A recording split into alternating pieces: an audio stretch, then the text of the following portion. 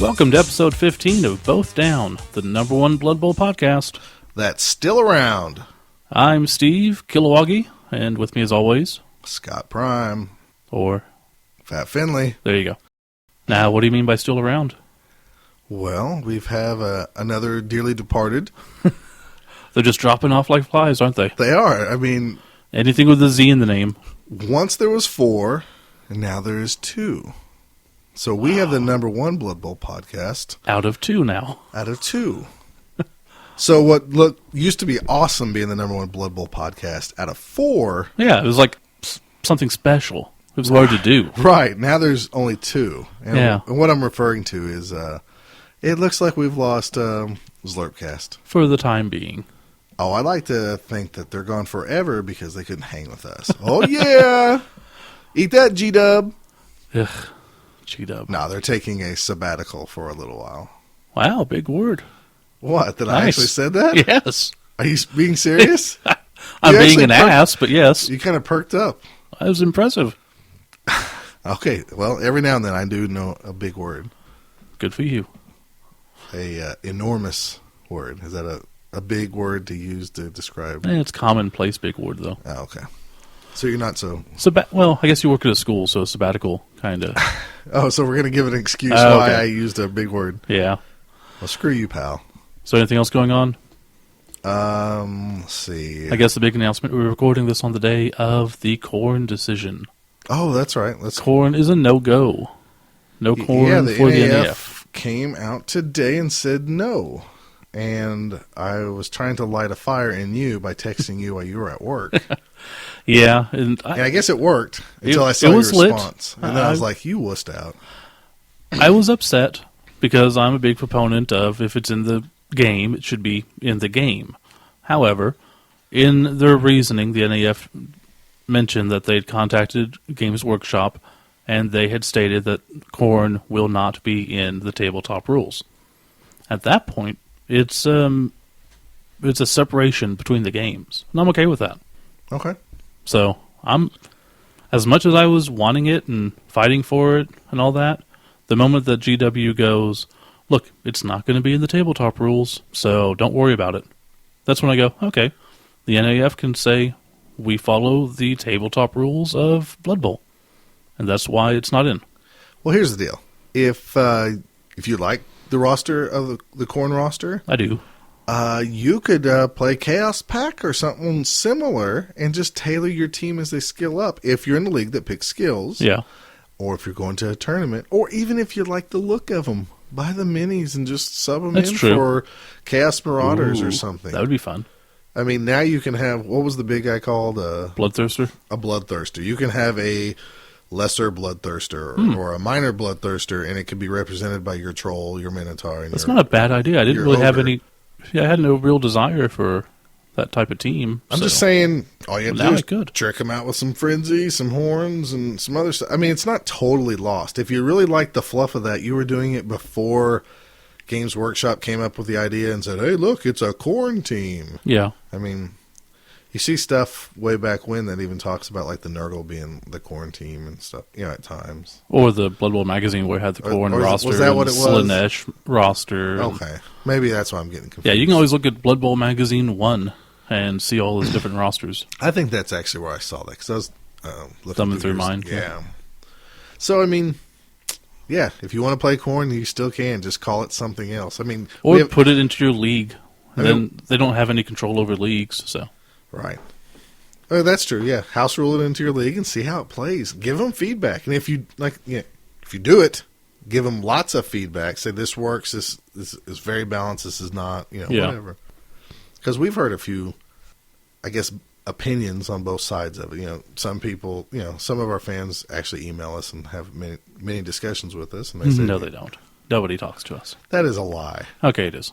I've done podcasts for a couple of years now in other places, like over the Couch Pirates, and we get way more feedback from our fans than we ever have. So that means either our fans are better, or bored. They just have less to do.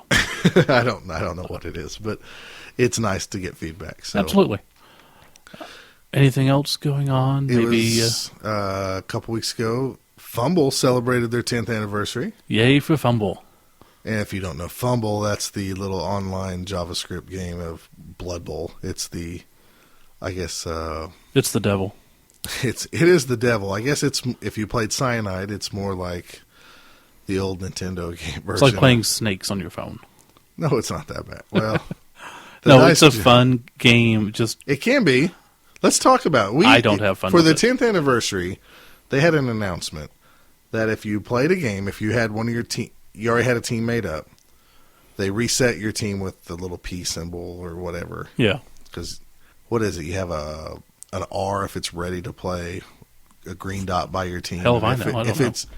If you didn't purchase everything you needed to do, whether it's another lineman or a reroll or whatever, it would have a little P by it. So you'd have to click the button that said ready to play. Oh, okay. And so if you already had a team made up, you could take one of those teams and hit ready to play, and it would randomly give you a star player of somebody that was on the staff. Yeah. If you already had a team made up, which was something you forgot to tell me. Well, I didn't know that. And you had teams already made up, but you had to make a new team. I figured, why not? So yeah, Scott talked me into playing for the 10th anniversary. He's like, we need to try it out. It'd be fun. And it was... No, there was no fun to be had. Well, you should have had fun. Steve made up a new Lizard Man team. And by the way, the doctor of Fluff over here, he just named his guys like random crap. No, he didn't. Dude. What? Do we need to pause this podcast? Every single skink started with SK. It was like scrunchy and squishy. Yeah, it was nice. What? I put like 5 minutes work into it. I knew I'd never play it again. You don't need fluff everywhere. Yeah, you do. You should. Anyways, you played my Goblin team. Yeah. And I had to give you inducements, which was retarded. And then you destroyed me because no, the deck of cards known as the Fumble Dice. There you go. The dice destroyed you. Destroyed me. The dice destroyed us both. Now, granted, I should have got beat. Goblins versus Lizard Man. I've never seen so many double skulls, reroll double skulls. Then your turn, skull, reroll skull. Then my turn, one, reroll one. Yeah, actually, you had a ton of terrible rolls, too. It was horrible. We got through maybe half the allotted turns by just one turn. Okay, so let's keep talking about Fumble. They just did their Kickstarter thing where they raised a ton of money for their Fumble block dice. Yeah. I'm assuming that these dice, you roll them all at once, and then you put them in order, and then as you take your block, you just take the next one as it appears, because that's exactly how that dice generator feels. So hateful. I don't know if it's the mental side of you don't see a stupid graphic of a dice rolling, or a die rolling. I don't know. Or if it just feels like it's a deck of cards, and once you're through all the kings, you're it's never not even going to get a king. A deck of cards. It just feels... It feels like it takes randomness and then gives you -5 to it. It's like, yeah, it's random, but you can have a greater chance of doing poorly with it. I don't know. I don't get it, but it was very frustrating. I've never seen... I guess we could sit here and complain about a video game all we want. We can sit here and complain about everything. We could. That's what we do so far. This would be the day to do it. I've had a terrible day. But I'm not going to complain about it too often. It was still fun to play Fumble, but... And it's nothing against the game or anything. It's just, I hate it. That's all. I wish somebody would invite me to... Every league I'm playing in has stopped, so... Oh, well. Well, if you had a better computer. I could play the Cyanide game. Yeah. Yeah, well, that ain't going to happen anytime soon. Okay. So we got it in store for the show today. For today, our first segment is going to be a question and answer segment. Okay, so what are we going to do there? Answer some questions. Oh. As the name would imply. Oh, Q&A. Yeah. I heard T&A. No, this is not wrestling. Oh, okay. Or something better. Something better. And our second segment, we're going to have a Behind the Fluff with Bryan Tew. Ooh. One of the helpers on the NATC? North American Team Championship. Did I say that right? NATC? Yeah, I did. Wow. Along with other things, and he'll go into details about that. And then our last segment, we're going to do another Star Player review. Yeah. Bringing some Star Players out from the shadows. Out from the shadows, nothing. These guys, the guys I picked are like prolific. Guys. Multiple guys? whatever. We'll see. You having a gangbang over there? Teaser. Oh. What else do I want to talk? I want to talk about something else. Oh, we're a week away From Critter Bowl? from Critter Bowl. Yeah. Which is our baby shower tournament. Isn't that cool? I guess. What are you taking? I have no clue yet. You're not going to go on record? You're going to look at every roster and then decide, aren't you? I do believe you told me you should take something no one else has taken. So I'm waiting to find out what everybody else takes. I think you should take halflings. I could. No, I'm just joking. Never played halflings. You don't want to do that. They're awful, dude. Well, didn't we play a tabletop game? What's that? You and I. We did? Didn't we play a tabletop game? Which one? The Phoenix Ravagers? Oh, we did. Didn't they? Wow, I actually really did forget about this. Yeah, we played it. you wanted to. I guess we could talk about it in our Q&A because it deals with dark elves. So, I'm going to save it. yeah, we're going to save it. All right, what else? God, there's something else I wanted to talk about. I can't remember. Well, if it's important, we'll cover it at the end. Okay, that sounds good. So we'll be back with Q&A.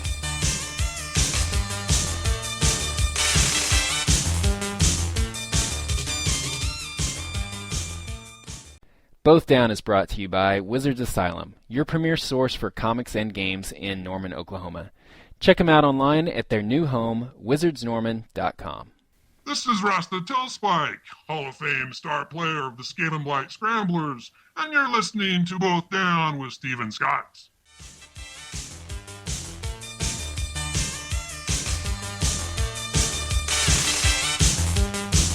And welcome back.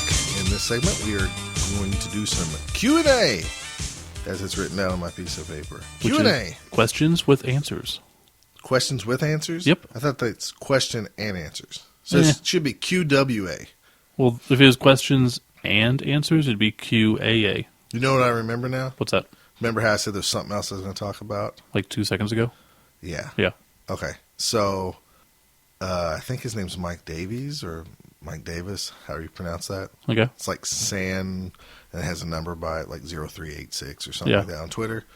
He said he wanted some updates on some potty training. And I think he meant that in jest. But hey, Mike, Lord. we kind of regressed a little bit, so we're still working on the full Monty of potty training. Full Monty. I guess What that's the hell, new, dude? Dude, I'm tired. Okay. No, So, yes, there's your question. Yeah. How's the potty training going? And the answer is we kind of have a little setback. But that's because she's with the sick, 2-year-old. She is sick. She's constipated, yeah. having some issues, some plumbing issues, so to speak. So, That's the type of quality Blood Bowl journalism you get with this podcast. so Mike, maybe next month I'll have a more inclusive update with some. Better Or you can results. just keep to Twitter with that. Oh, come on, man! That's why people love us. Oh, Lord. We're the #1 Blood Bowl podcast. There's only 2 left. If you have any At the real very least, questions... we're number 2. Number 2. Number 2, get it? Oh. Boom! In the potty. Boom, boom. Yep. So we actually have some real questions. Well, that was a real question. That was from Twitter. Okay, yes, that was a real question, just not Blood Bowl related. No, but it's a bowl. Toilet bowl related. Can we, Boom! I apologize, listeners. Can we move on now? Yeah, sure. Let's do it. All right, so, mentioned Dark Elves. Stay on target. We, Stay on target. hell. You said you wanted to stay, you went back to Blood Bowl, so that's our target. Okay, I'm Porkins. good for you. You're going to die from heart disease. They ought to bring that guy back somehow. Or do a prequel with him in it. Well, he's not Porkins, he's Thinins. No, he could still always be like the kid that they said, like, you're never going to be able to join the academy if you don't lose some weight. And he keeps eating, like, Robo Ding Dongs. That would be an awesome... And Jabba bars and stuff. And he's like, well, I'm going to do it one day. And, like, his test scores are, like, through the roof. And they're like, we got to get this pilot in. And when he comes in, it's this slob. Mm-hmm. And it's like the and college... then 80s montage. It's like the college years of Porkins. Isn't his name Jet Porkins? Or Jed or something like that? I don't know. There was an action figure of him. I had him just because he was a fat guy. Oh, yeah. It's awesome. So anyways, yeah. Can you imagine that? That'd be a great sci-fi movie. Are you listening, Disney? So, Who's Porkins? James Ebby... It could be about his girlfriend and a spit. Okay, sorry. God. Stay on target. James Ebby asked about Dark Elves. He wanted our opinions about the team because he's making a new team of them, and he normally plays Bash and wanted to know how to go about playing them. It's actually a very good question because I play Bash, and I've been playing Dark Elves this season. You have. And they've been doing so bad. They've been cursed. They have been doing bad. For the first half of the season. Right, they were for cursed. the first 4 games, they did horrible. And in the last 2 games, I have had Like 10 or 11 casualties. I Against think it's 13. 13 casualties. Because you had 7 against me. You played my halfling team. Let's get this over with, because Yeah, this is all you the want to week- talk about. The week before this week we'll talk about, I played a dominant Wood Elf Wood team. Elf team. Has 2 amazing war dancers. And Random skills, but Yeah. amazing because of the skills they got. I destroyed his team.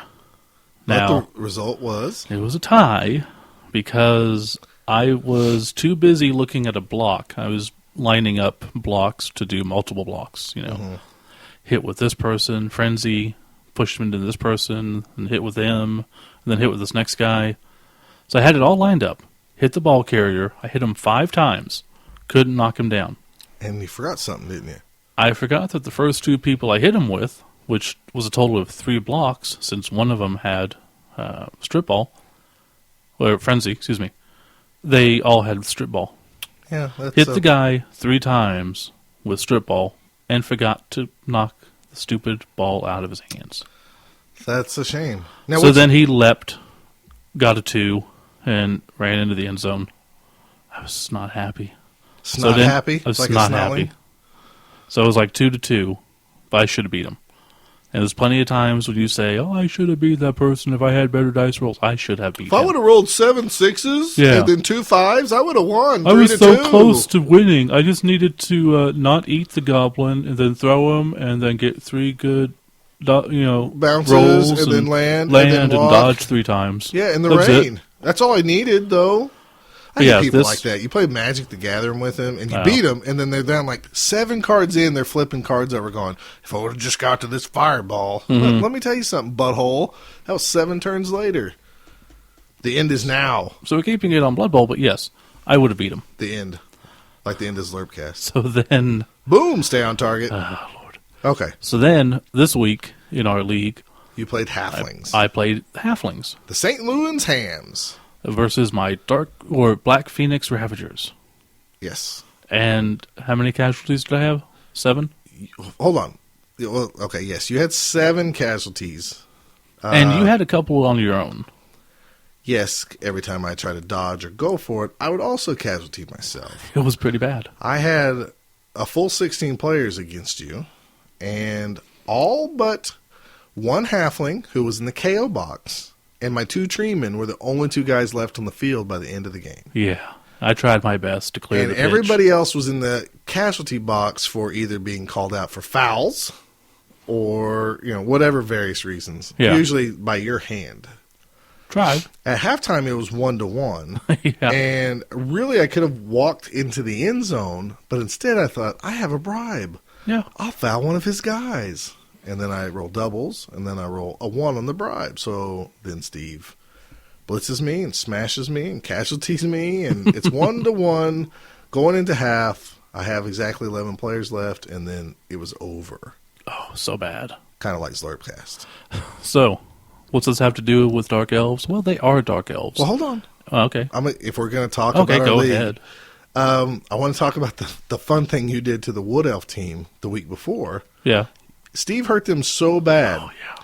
that there's only 11 players on the team, and was it 6 of them were 6 journeymen? Were journeymen. Because he hurt so many of the Wood Elf team's players. And to be fair, Brock has decided not to buy any player until he can afford to replace both Witch Elves. He actually bought one this week, though. Okay. Yeah, he wanted to save enough money to replace a War Dancer just in case. Yeah, War So, Dancers. yeah. Excuse me.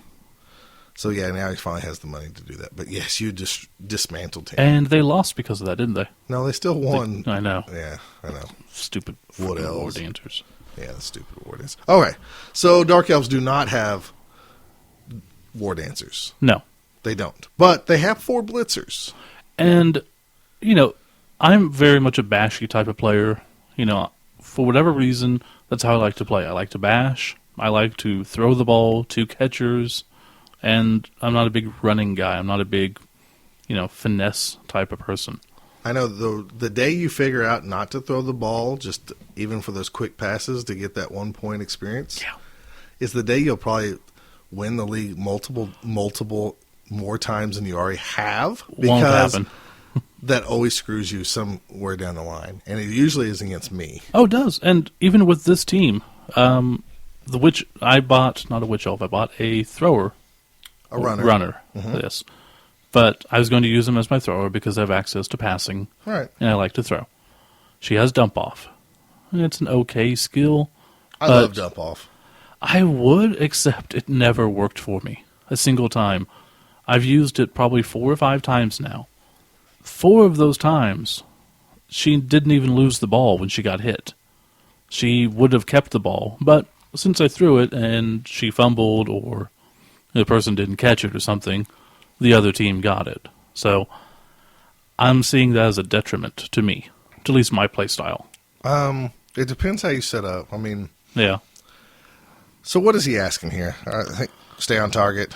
He wants to know how to play him if he's bashy. If you're like me, and if you like to bash, your initial thought is to take 4 blockers. Blitzers. Well, yes. But they have block, so. So they don't call them jump uppers. Fine. I got some jump uppers on my slam team. Take your 4 blitzers, and because they have block, so that you can do some bashing and hit people. Mm-hmm. But that doesn't really work so well because they're so expensive. I think that rerolls are more important on this team, especially if you have a league where you don't really get to play easy teams to begin with. Mm-hmm. Then you need those rerolls because they're expensive, and you're going to need them because nobody has built-in skills. Yeah, in the short time, I guess not really short time, we've had our league now for over 5 years. We've all kind of learned to buy your rerolls ahead of time instead of just buying like one reroll, build your team. Yeah. Because we realize how important real fast rerolls are and how much more expensive they are to buy later. So you're right. You want to buy those 4 blitzers because you're saying this is my core. Yeah, and I'm going to bash, and that's all I need. And it does not work need out. Them, and those need to be your first purchases, if you ask me. When you purchase people, but right. If I were to restart my team and just straight off, I'd be buying 9 linemen and 2 blitzers, have straight 11 people, and 3 rerolls. Because you need the rerolls bad. I agree. I played even with 4 agility. You think, I can pick up the ball no problem, or I can catch the ball no problem. That's when the one bug hits you. It really is. I played. We had a guy who played Dark Elves for our league, and he wanted to go ahead and sit out half the league. So in our fluff, we just said the coach was fired, and because I took over the team for that last half of the season. Yeah. And I really enjoyed playing them. Obviously, we don't pick skills in our league. We've said that a billion times. But I thought they were really cool. And he had a few of the blitzers that randomly got leap. And so those 4 blitzers, you use those for everything. And having leap, to break cages open and stuff like that was awesome. Yeah. He had assassins, and I kept them on the team just because he had them previously. Yeah. I don't see buying an assassin. But I would never buy them. And as they got injured and, get strength busted or something, I cut them. But I kept them as long as I could because I tried to stick to the original team. But I would never buy the assassins, at least. With my team as it is, I have models for the assassins. I really don't see me buying them. No, I didn't find a big use for them unless I was just randomly just going to stab somebody to do Now, it. if you're playing a team that has low armor, and you can, or like League where a lot of teams have low armor, maybe. And if you can get them leveled up and get multi-block, it might be good. I guess. But I just don't see the... It's not my play style. So. Yeah. And being a bashing guy, where you don't get the points for stabbing, and it's just not... I'm just not feeling it. I exclusively ran... I had good success with him over the other coach because I just ran the ball with him. I didn't pass. He tried to utilize the runner as the quarterback. Same thing you did. Mm-hmm. And I used it more as I kept a blitzer in the backfield with the runner, and the ball went to the runner's side, then I'd cage up or close to caging, kind of more of a web net. I think if I used them actually kind of like an option team, I was just going to say that. I had guys set up where either side, you really would have to position your guys to even just get an intercept chance if you were going to hit my guy with the ball. And that's one thing you could do is, if you're trying to get away from the bashiness, don't take the blitzers. Take 2 runners, and then have them be your ball carriers. Put them down the field together, so that if someone blitzes the ball carrier, you throw to the other one, and that way that if they hit them, then you can throw back. I disagree, but I don't want to I don't want to have to throw any more than I have to. Well, yeah. I mean, it's not. Granted, it has not worked for me hardly at all. Right. But if you have the re-rolls, and if they do level up and get good skills, such as sure hands, or I guess sure hands would be good. Catch or something. I don't know. Yeah, sure hands is always good on anybody. But then you can just toss back and forth between each other. Yeah. It was an idea. The witch elves, they're good, but if you don't have your re-rolls early on, you're eating them up usually with frenzy because you don't have block. Yeah. So if you have a league where you get to play a preseason game, or you go to a tournament where you can face some easier you people. act like everybody's league is like us. Some people are. That's what I'm saying, if they do. Mm-hmm. Or if you know that, the people you're playing aren't going to kill them too quick or something, take a couple of them and then get blocked really fast. I think the Dark Elves are the hardest of the elves to play because you want to play them like the other teams, and they just don't lend themselves to be that way. No dodge, no real passing skills, no catching skills. You got nothing. Mm-hmm. You've got block, so you can make a good bashing team, but you still need somebody to hold the ball. Yep. I totally agree. I hope that helps. I don't know if that helps anybody at all, but that's my opinions on Dark Elves. Yeah, we have a little experience with them. Yeah. Now, the second question we have was sort of similar. Okay. It was from Pierre Pieliurta. Is that his real name, or is this a Twitter name? No, that's his real name. Oh, okay. So what's he asking here? He kind of had the same question, but with ogres. He's taking an ogre team and wants to know our thoughts on them. All right, so we're going to ogres. And? You want me to say? Okay. Because mine's real easy. He wants real Tip tips? 1, don't take them. Tip 2, prepare to lose if you do take them. That's it. All right, let me say this. That's all I got. Out of every team, you say, you get to play a team. Mm-hmm. Maybe I get to pick. I'm never picking to play against ogres. Ever. Against. I hate playing against ogres. They're nasty. We have a guy in our league who is just now learning the game. He has, 6 games under his belt? 7? Yeah, if that. Okay. He's, without sounding mean, he's not a very good player because he's learning. He is learning, though. He is. I finally played him in week 5, and he's improved because I left some things open thinking he'll never see that, and he saw it. I think we didn't teach him as well as we should have because he's a big gamer, so we expected him to catch on real quick. And he kind of didn't, so we failed him. There's some of that because he thought it was more of you had to play sports to understand this game instead of just, it's a game. Okay, so some of that might be right. But what I'm saying is I did not want to play him even though on paper I know I should win. I hate playing ogres. When you had playing against ogres. Yeah, I did play this season. When you played a season with ogres, I dreaded that game. Here's Emerson Biggins. You're supposed to lose every game. Mm-hmm. You gain nothing from going to play an ogre team because most likely one of those ogres or a couple of them are going to casualty one of your guys. And if somehow they tie or beat you or even have a close game, people are going to go like, you're not very good. That's true. I mean, you have nothing to gain. Sure, and Snotlings are annoying unless you're the guy with the dwarf team that has tackle. If you have tackle, it's a smorgasbord of killing. Well, it is, but if you don't have tackle and you don't have a lot of built-in block, especially when you're just now playing them, those little titchy, stunty, they're pains in the asses.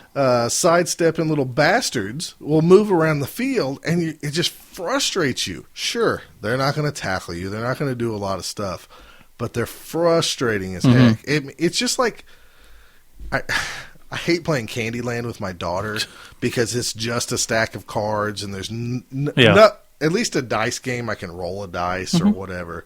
I feel like I'm playing Candyland when I don't win. Even if I won the game Candyland, I don't win because I waste time. I love playing games with my daughter, but I hate playing Candyland. I don't feel like I gain anything from playing ogres. So that's why not to play against them. Okay. But that's true. We're asking tips. He didn't ask, why shouldn't I not play against them? He wants to play them. Oh, okay. So to Stay piss on off your target. to piss off your opponents is a good reason to play them. To piss off your opponents, good. Why to play them? They get a lot of ogres. They are fun, sort of. You really have to expect to lose. I'm being 100% serious because you're going to. They have the idea in their head that they can do a one-turn touchdown. It's really not going to happen. Not often. No, you would have... I mean... You have to get that bounce. With your Snotling having 5 movement... Yeah, it's like having a halfling with 5 movement. It sucks. It's horrible. Yep. So, it's a matter of just plain luck if you score in one turn. If I had an ogre team, and eventually sometime I will break down since I have the minis, and I'll play one at a tournament at some point, and I'll play one in our league. Wouldn't you make one of your ogres a runner if you could? I know it's highly unlikely in our league since we do have random skills. Yeah. But for the guy who plays the ogres in our team or in our league, he got an ogre with a 3 agility now. Yeah. And I would put the ball in that person's hand. And absolutely. I would. The loner sucks. I mean, not the loner. The bonehead. Right. But that's what we have rerolls for. Okay. That's what I would do, absolutely. I think I would be tempted to try to run the ball with the ogre even if I had 2 agility. It is tempting. It's a 50-50 to give him the ball. The handoff, you know. I don't know. I think they could be very challenging, obviously, because they suck so bad. And to me, a lot of the problem is when it comes to skills.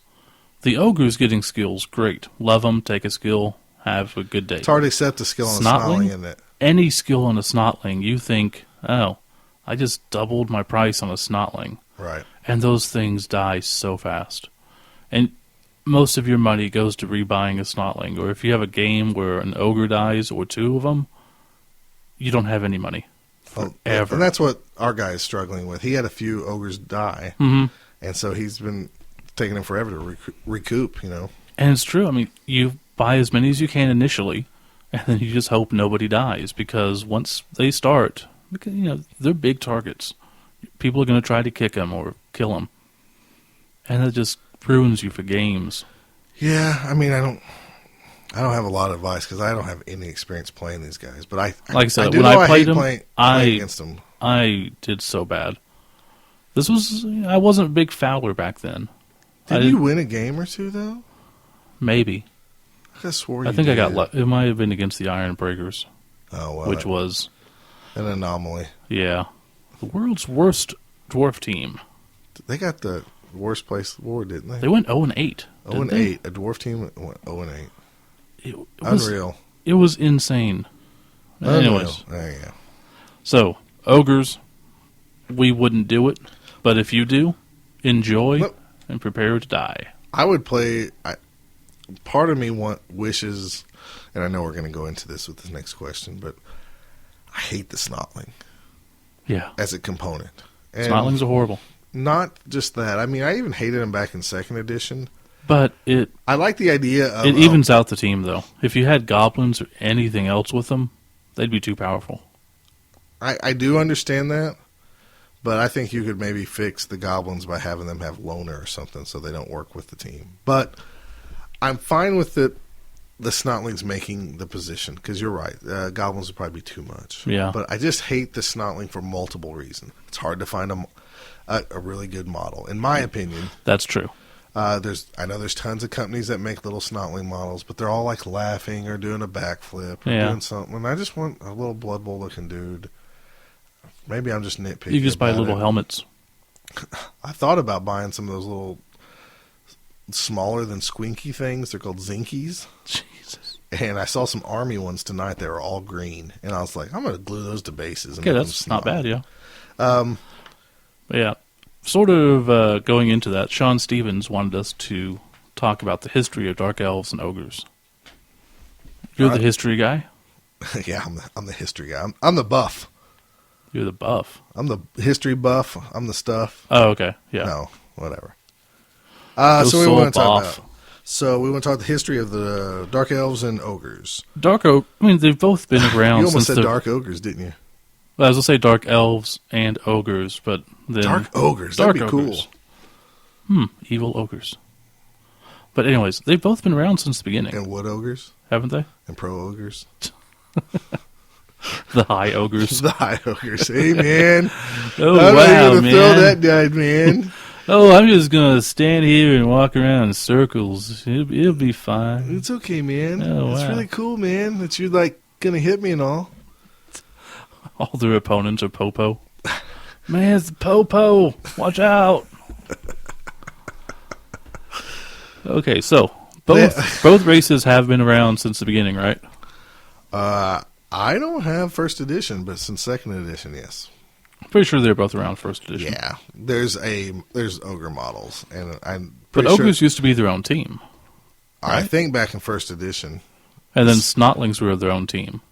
In second edition, there was a team called just a Snotling team. Yeah, I was actually looking at the book. It's weird that it says in there that you can replace Snotlings on your team for 2 for 1. So you take off a lineman, you can actually replace them with 2 Snotlings. Okay. But when it talks about the makeup of the team, it says you can replace these, and they normally have 16 players, and it's like, yeah, right. So I don't know. Okay. I never played against an all Snotling team. Okay. They had like 0 strength, and if you had 2 of them together, it gave a half a strength, And you round up, so. and you round down actually. Oh. So each one was a half a strength, so 2 of them turned into 1. Oh, I strength. gotcha. I'm sorry. That makes more sense. What was I going to talk about? Going back to ogres. In second edition, there was we played an ogre since we played with all the teams in the second edition. There was a team called the Oldheim Ogres, and through our random method, that was like my second, team that I picked to try and play. But it was ironic how it came about. We were unsure on some of the teams, like, what are these guys? What are these guys ogres? These guys or goblins or whatever. We weren't sure what everybody was. When you tried that one you were pretty good with. That and the Dwarf Giants. Yeah. What's that? That team and the Dwarf Giants, you Right. pretty much know what they are. You're right, but we noticed that, they talked about, they had some names and stuff and some of the did you knows. Because you had to kind of dig through did you knows and stuff to find out, like, oh, I didn't realize the Asgard Ravens were storm giants and all this stuff. Yeah. And then, anyways, the other 2 guys in my league, I don't know how they came about or thought about this, but Skaven was the other race with the ogres. And I'm sure I talked about this in other podcasts. So it was the Oldheim Ogres that had ogres and Skaven. Jesus. And that was deadly. Oh, yeah. I can imagine. There was a reason why they went to the Blood Bowl and lost that year. We're going to bash you. Oh, and we're going to pick up the ball and run like hell with I'm it. going to get +5 on every one of these blocks. And then I had a Skaven catcher that had +2 agility and dodge. So he had 7. Basically effective 7. So if you took, my agility of 3 to your 7, it's -4 on these 2 dice to tackle me. So yes, it was deadly. And yeah. Well, so after that we realized that maybe the Oldheim Ogres were too powerful, and we went back to goblins. So that we have this uniqueness that, through errors or whatever, that for 1 year they got to try out Skaven. and they liked it, but they just couldn't afford it. And then I believe in like 3rd edition when it first came out and the ogres were added, or one of those magazines, it was ogres and goblins. Yeah. And then they switched it to Snotlings. Yeah, at some point they mentioned that the goblins were stealing from them and got caught. So. Right, and the Snotlings aren't as good as stealing, so Yeah. they can kind of control them. So, Makes sense. yeah, that's in one of those like 3rd edition books. Then the Dark Elves, when they first started out, you could have catchers, throwers, kickers, blitzers, and linemen. That's right. Dark Side Cowboys. Coached by? Coached by. I just throwing it out there to see if you know. Well, see, it throws me off because there's Tom O'Landry. I know, I want to say Tom O'Landry, but it's not. So I'm going to cheat, and I'm going to look in the Star Players book that we have right here. I could have lied and just looked it up and not told everybody the truth, but why do that? The coach was, looks like, is it Lucen Turntier? I don't know. I can't pronounce his name. Lucen? Yeah, Luxen. Luxen? L-U... Tuenter. Was it L-U-X? X-E-N. Then last name's Tuentir. Man, that's so catchy. Weird. No, but this is the team that had like all the awesome guys. Hubris Rackharth and Hawthorne Tulis and all those dudes. Ikitha Benoin. Was it Benoin? Ithaca Benoin? Benoin, yeah. Star Player, he's in here. Oh, okay. I thought he was a frog. No, he's a dead Dark Elf. That's Oh. why he can play for Kimry and this team. Again, I just wish somebody would write all this crap out. And one of my favorite players, Elijah Doom. I just love that name. Elijah Doom. And then in 3rd edition is when they kind of pared it down to what we're used to now. Yeah, some other teams from 2nd edition was like the Dark Renegades, the Nagaroth Nightwings, which we thought was cool because we read comics and DC Comics. There was a character named Nightwing, so we thought that was awesome. And then when 3rd edition came out, they changed that to the Nagaroth Nightmares, and we didn't like that so much. Yeah. But yeah, they added Witch Elves, and they took out throwers and all that stuff, from what I remember. Sounds right. Sounds right. I don't know. We don't know the history too well. Yeah, we're only the history podcast. It doesn't matter. There's no more Slurpcast. What we're doing is we're enhancing people's enjoyment of fluff. So if we don't satisfy your answers and your curiosity, then you can go out and research it yourself. Okay, here it is. I can tell you. Linemen, they actually had a position called throwers, blitzers, and witch elves. And I'm looking at this from the handbook from 3rd edition. Oh, cool. Okay? Does that make you happy? What do the throwers have? Throwers are 6, 3, 4, 8, and they had the pass skill. So they've been actually modified some by adding this runner with dump off over the years. Probably make them less good, I'm guessing. I guess so. The high armor is nice. That's what they have going for them. Should have mentioned that before, but the high armor is nice. Mm-hmm. Everything else? Yeah. The reroll still at 50? Current yeah, edition? they are. Okay. Which is why I say buy them early. Are you sure that's right?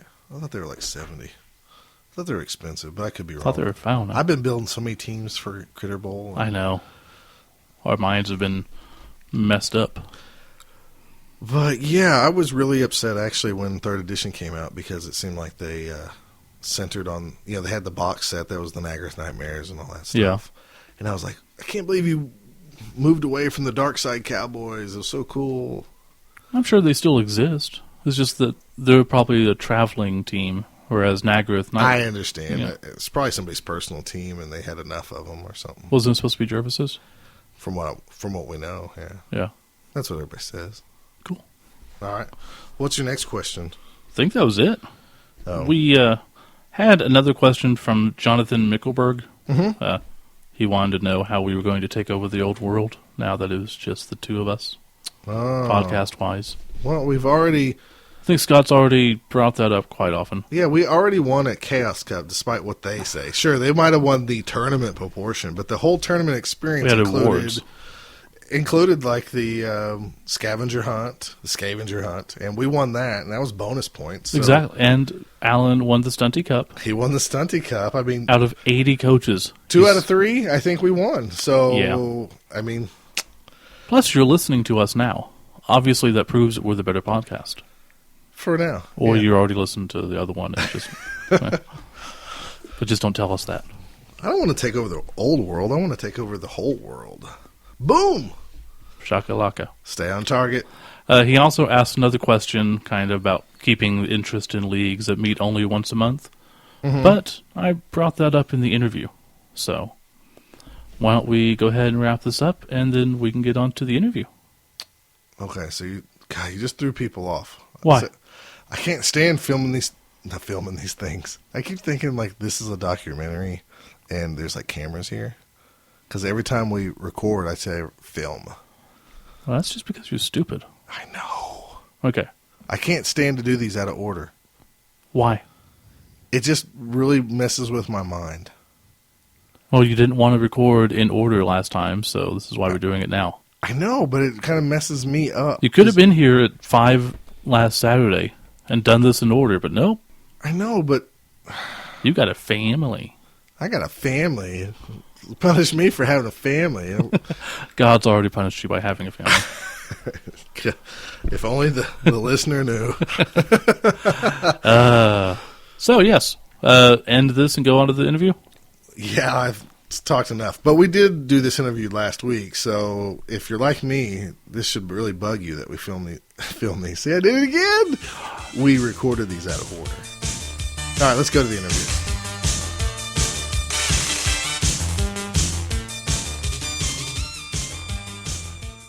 This is Bryan Tew, manager of the Rocky Mountain Rampage, and you're listening to Both Down with Stephen Scott.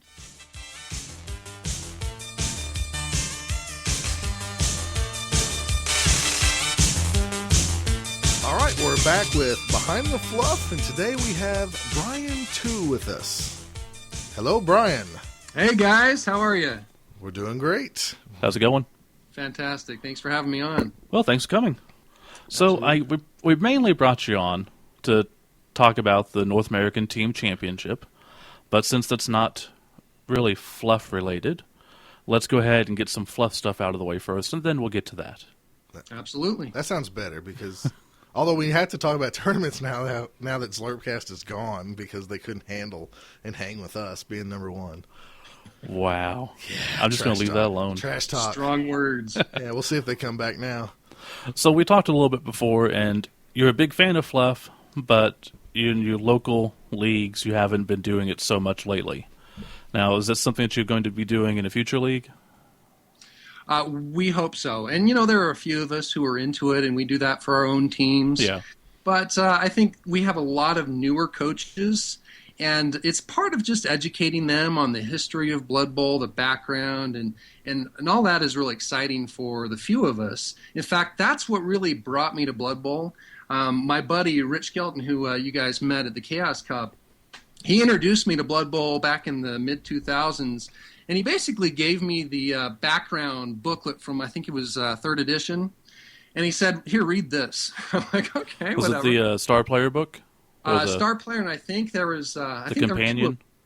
And so one goes through the old teams and the history and how Nuffle came to be and all of that. Oh. And I read that probably for 3 hours, just getting through it all. And I had such a great time with it. I just thought, whoever came up with this has got to be a genius, and I've got to get to know this game. Or slightly insane. Yeah, that's how I felt too. It was like, why didn't I think of this game? Just looking at all the teams and the star players and all the intricate details, I just thought, wow, this is like a whole new Tolkien world. It is. That's what got me into it. When Scott first talked about it, he was talking about all these different teams and the backgrounds. I was like, oh, new history, a new world I can explore. Sure. Right. So with that beginning, I just figure that when you come up with a team, you do the fluff, and you come up with a background and team names, and I just thought that was expected. Yeah. So I put a lot of thought into my own team, and in our very first league, me being the newbie, playing with guys that have been playing probably for 10, some of them 20 years, I felt like I had a major disadvantage. So I was on at Talk Fantasy Football, and just trying to learn all that I could about Blood Bowl and fluff, and I decided to take a necromantic team. And I came up with my team name was Carnival of Souls, and each of my zombies was a disease. And I had unique names for all my players. In fact, my favorite player was one of my werewolves named CM Twitch. CM Twitch ended up with Mighty Blow after his first skill, and after the season, including playoffs, he had 39 casualties. Oh my gosh! How many games? Let's see, 10 regular season, and then I actually ended up winning the whole thing, so 4 playoff games. Holy crap! That's awesome. So this this group of guys were pretty ticked off that this rookie comes in and wins the whole thing. That's what happens. I studied the rules. I really wanted to know my team well. I got in some practice, and it went really well. So that was really fun, and I was hooked from there. And unfortunately, after that league, we tried a few other leagues, some with some success. Others, people would have personal issues and couldn't play anymore. One guy moved, and so we just didn't finish the league for a while. And so now we have a game store where there's a whole new group of guys who are all learning, and the game store owner is really good about trying to get them in and introducing Blood Bowl because he's a big fan. So we actually ran a couple of leagues maybe 3 years ago or so.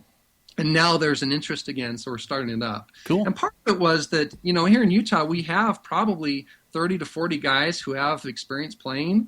And so we ran a tournament last year, the Rocky Mountain Rampage, to generate interest. And I think part of that was how people are really getting excited about it. So we're hoping that this league goes really well. We just finished the preseason, and the official season starts this week. So how many guys do you have in your current league? I think it's up to 16. Wow, that's Jesus. really good. Okay. We may end up with 6, but who knows? When we started a league at this game shop, we had almost 30, and we ended up with 8 in the playoffs. So Wow. people just, lose interest. There's so many other games, and if you start losing, sometimes that's deflating. But That can be, yeah. So, Well, I think, getting back to the idea of Fluff with that league, Fluff is a great way to keep people interested in a league, because we had someone ask on Twitter about, how do you keep people interested in a league when they only play once a month? And sort of the same way with this, how do you just keep people interested? You make Fluff. It's a lot harder to not play your team when you actually name them and you've got characters, when you're on a message board talking smack or writing up reports and stuff about that. well, one thing I was even thinking about is having some kind of an award for the best background on your team, the best fluff. Have you guys done something like that? Well, we don't. I can actually speak on this. This season, this is what, our 6th season? Yeah, 6. I think this is our 6th season for what we call our home league, because it's just a bunch of friends getting together. I know I always explain that. Steve's laughing, right? I swear, if there's a drinking game, anytime you say home league, someone's going to take a shot if you tell us that we play in a home. Okay. I know that, but so many people play in pubs or anywhere else. I'd explain this to somebody on Twitter just this week. So Someone who listens. Yes, I know. Someone who listens. So yeah, he's not playing the drinking game. But see, now I threw myself off. Okay, so we've had 6 seasons of this, and one of the things that really ties our league together is, and we didn't even ask the guy to do it. One of our buddies, Sarge, is what he goes by here. He's not the same Sarge up in Chicago, but he always does. Our league is called the Dragonfire Blood Bowl League, and so he always does a Dragonfire Weekly. And it's just, he breaks down every team's matchup, and he gets predictions. And then he has a sections where is a halfling that halfling ranks all the teams, and then he has like a little editorial. And sometimes it's just saying like, can't wait for this week's games, or it's a little article, and or a breakdown of what the playoff picture looks like, or right. Yeah. And he did that right off the bat, like week 3 of our inaugural season, and people love that, and people wait to play their league games so they can find out if Harry Badsall is going to pick him to win or not. And that really added to the fluff to have this newsletter. And this season I've encouraged people over and over and over and over, and even through like the first couple weeks of, remember, after your game you need to go have a press conference, and just something fluff wise, whether it's the coach talking about the game, or a snippet of a reporter asking a player a question, or maybe even the team owner commenting on the victory or loss. And what my league guys don't know is every time they post something on there, at the end of this season, I'm going to give them $10,000 as the commissioner. So I'm going to be posting a lot more now. No, it's just one per week. But we have a league where everybody runs 2 teams, and we also do the random skills thing, as you know, and everybody knows. But at the end of our seasons, we actually do a training camp where you can actually re-roll a skill for a certain amount of money. So teams that are like one blitzer away or want to re-roll some crappy skill that they got, they'll have some money now if they participated with our league fluff. And that was a way for me to encourage it. I didn't tell anybody, because if you tell these guys, my guys do the opposite. You know, you tell them to jump up, they're going to sit down. So they're all going to probably be mad at the commissioner at the end of the season when I throw out money. But oh well. That's really a cool idea, and I love the newsletter. I'll have to talk to our store owner about maybe setting that up. If someone can step up and do that, that would really make it more fun, I think. The best thing to do, in my view, is if you don't have a website, then just get we're on Delphi forums. It's free. It's a forum that we go to. We've had it for years.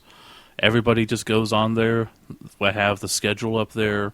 We've got the ability to talk smack to each other and all kinds of stuff. So that really helps it when you have a whole bunch of people that you don't regularly see. You can still interact with them.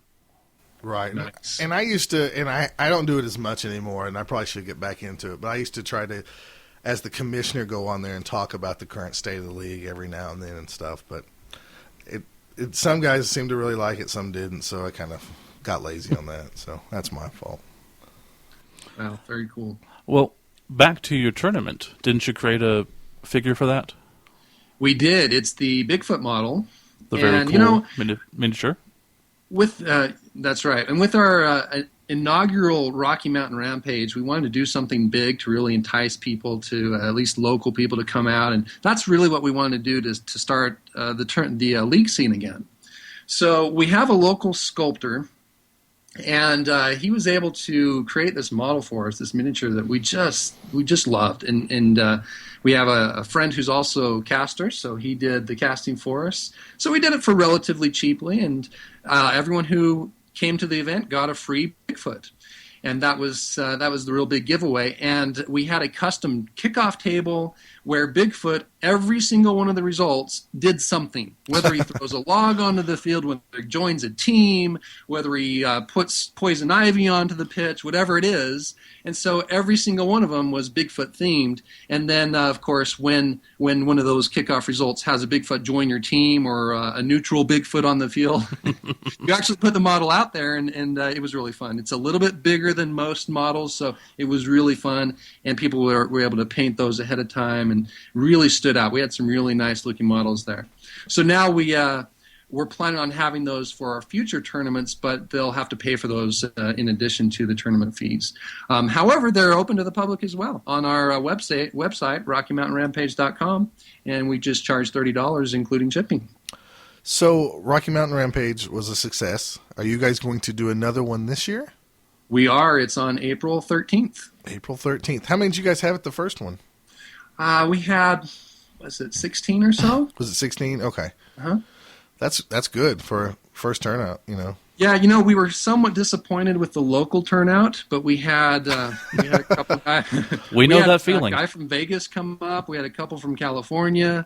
So, it was fun. And I think now that we've done that and people are getting back into it, our league's starting, we're expecting a lot more for our second one. Yeah, we have a Critter Bowl coming up just in a couple weeks here, and a couple of our local guys who were supposed to be there aren't going to show up now. It's like, we're doing this for you local guys. Exactly.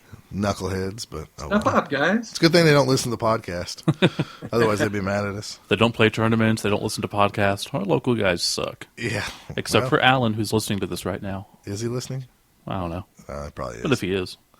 Well, I'll tell you what, guys. The thing about tournaments is, once you go to one, you realize how fun it is just interacting with different coaches and having a totally unique experience. Yeah. So my first tournament was the Chaos Cup in 2010, and my buddy and I just went out just to try it out, figure, how good are we really? How do we compare with other coaches?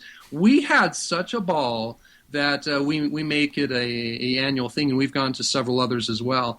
And so we just feel that if you can get that experience for these local coaches, it might encourage them to really do more with Blood Bowl and maybe get into the fluff a little more. And so we hope that will have a snowball effect in our local community. I'm sure it will, and I think it has. Same with us. Our first tournament was Chaos Cup, and that's what we're doing every year. Come hell or high water, pretty much. Yeah, we're going to do our best, Right. That's for sure. So also, in addition to Bigfoot, actually taking this to the NATC, it's the same sculptor doing the Rat Pack. Is that correct? That's right. In fact, this sculptor, his name's Jason Warren. He also did the Beast of Nurgle for the West Coast Quake this year, just in a couple of weeks. Nice. And very talented, does excellent work, and we're just thrilled to have him as a friend of ours, and he's able to do all kinds of things. So one thing that he's looking to do with the Rat Pack team is make it a real unique Skaven team. In fact, we like to call this a Skaver world because we might be able to get some Goblin models as well in.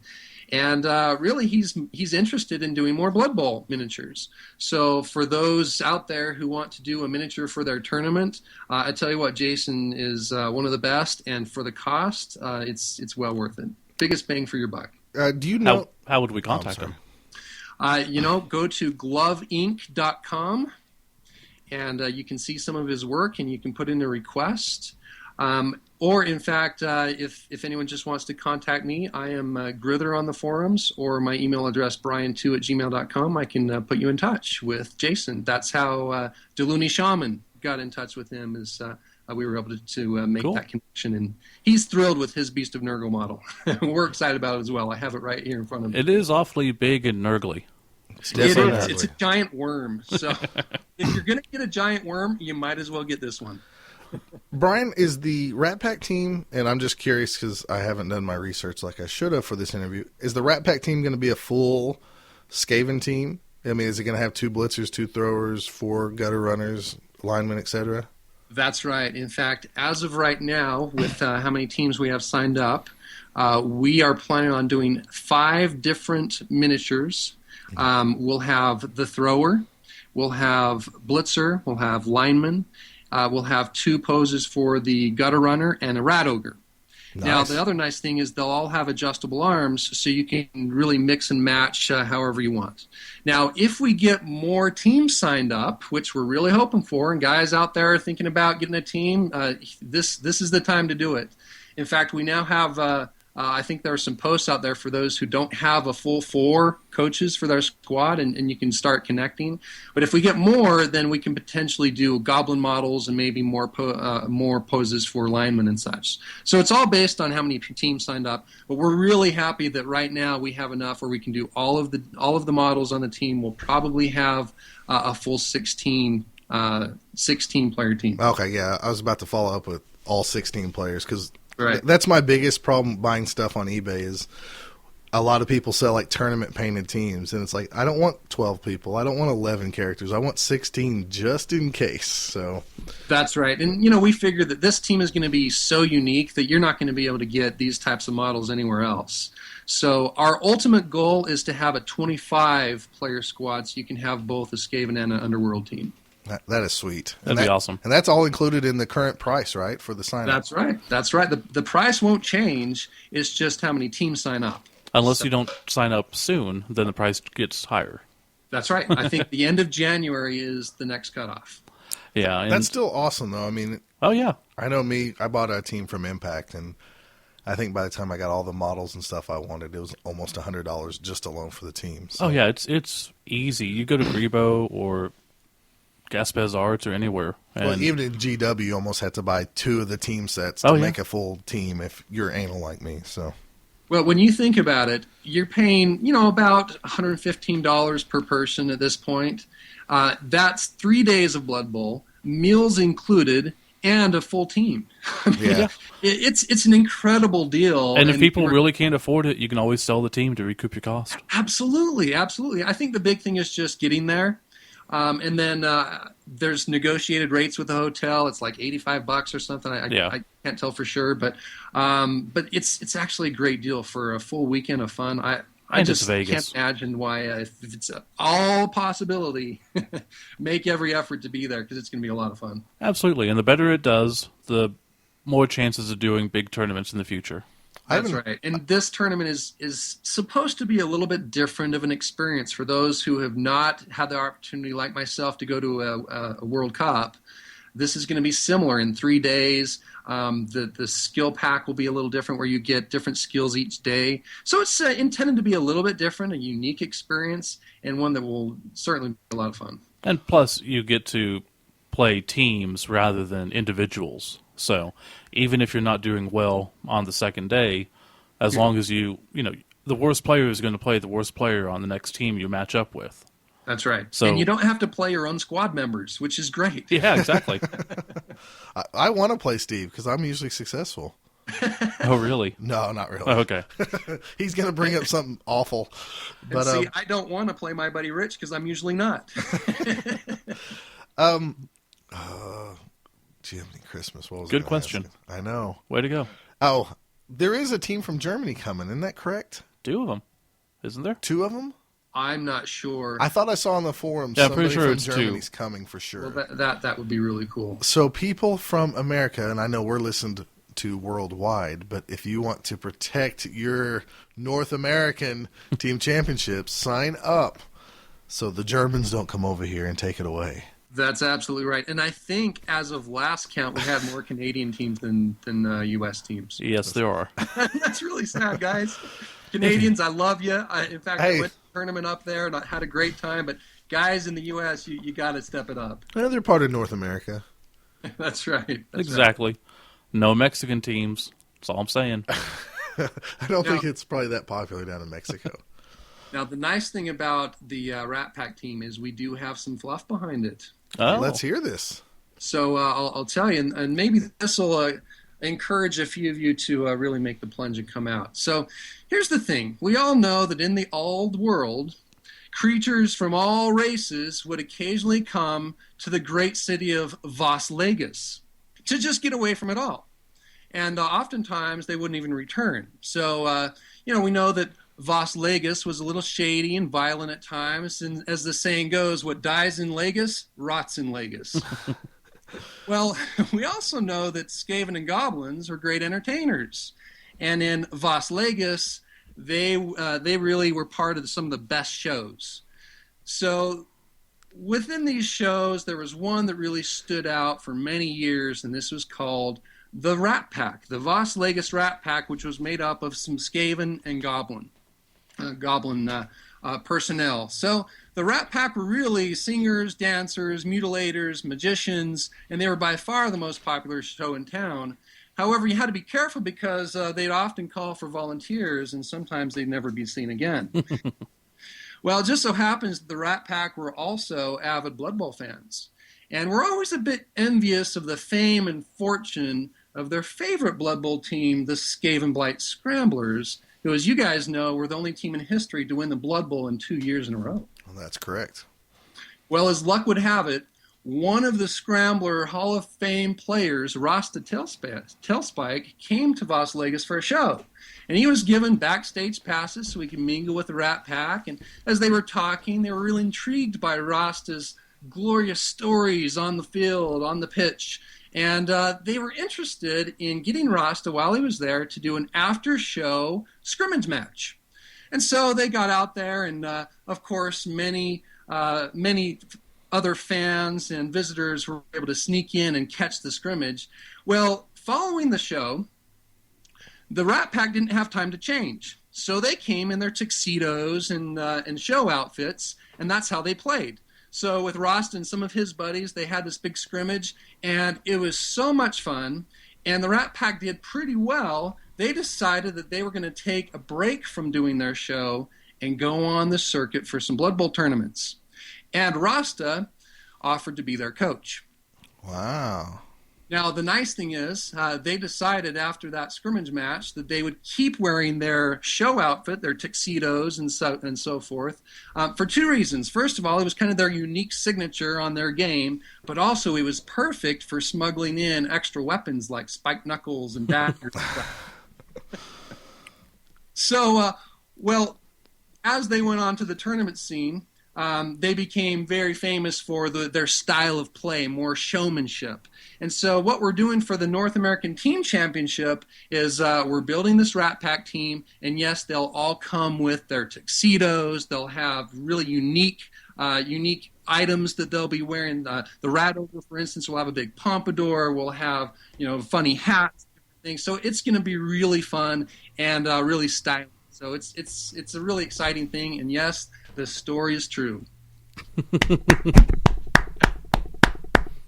Can I give him a clap? You just did. All right. And hit you with the microphone. I know. That just shows you how cool we are. Anything can happen. Congrats. That's good. I'm glad to see there's some fluff behind it. Rat Pack, right? No, that's really cool. Because every time we come up with a tournament, I always have to come up with some type of goofy fluffer and stuff. So that's really cool. I like that. Yes, and now people can take the Rat Pack on the road with their own team. We need to put that up on the website. Well, I mean the North American Team Championship. I know. I was thinking, like, why isn't that on the website? And then I thought, oh, it's because Steve's running the website. It's because nobody sent it to me. This is actually the first time we've... I'll send that to you, and you can put that up. And in fact, just as an update, I talked to our sculptor today, and he's making some good progress. And hopefully I'll have some additional pictures. And for those of you who will be attending the West Coast Quake, we're actually going to bring a model or two to show people. Oh, nice. For those of you on the West Coast, you'll get to see these, at least what we have so far. We have a few more months to really refine and perfect them, but we're really excited with what progress we have so far. Yeah, I think that's going to be a great event, and I would just love to get the models. I mean, seriously. Oh, yeah. As much fun as everything is, I'm like, I just want rats. Rats with coats and hats. Yeah, it'll be fun. I don't believe that they'll be for sale after the tournament. No, I know that's what put them up on eBay. So that's something that is still in discussion. But this is kind of the unique setting to get those. But I think you still have the option if you sign up early, you can go and buy an additional set. That's right. So if people are wanting to go again, you can buy an additional set for a lot less than you can put it up on eBay. Or sell to maybe a podcast host doesn't get to go. Right. Just saying. Or you could just give it to one. Like me. Oh, yeah, okay. Just joking. No, we'll probably sell Scott, and then I can that'll fund my trip. You won't get much from me. Maybe a McRib. Ugh, no thanks. Bryan, I don't know if this has ever been asked by anybody else. Is the North American Team Championship going to be... They're going to try to do this yearly? They're going to try to do this every 4 years? I mean, what's the format and future of it? Or do you know? From what I know and from the discussions on the different forums, the plan is to do this every 4 years. So there will be the off 2 years from the World Cup. Okay. And just like this year, there will be bids from different cities, host cities, and sometimes it may be in Canada, sometimes U.S. And we hope that this will really kick it off the right way.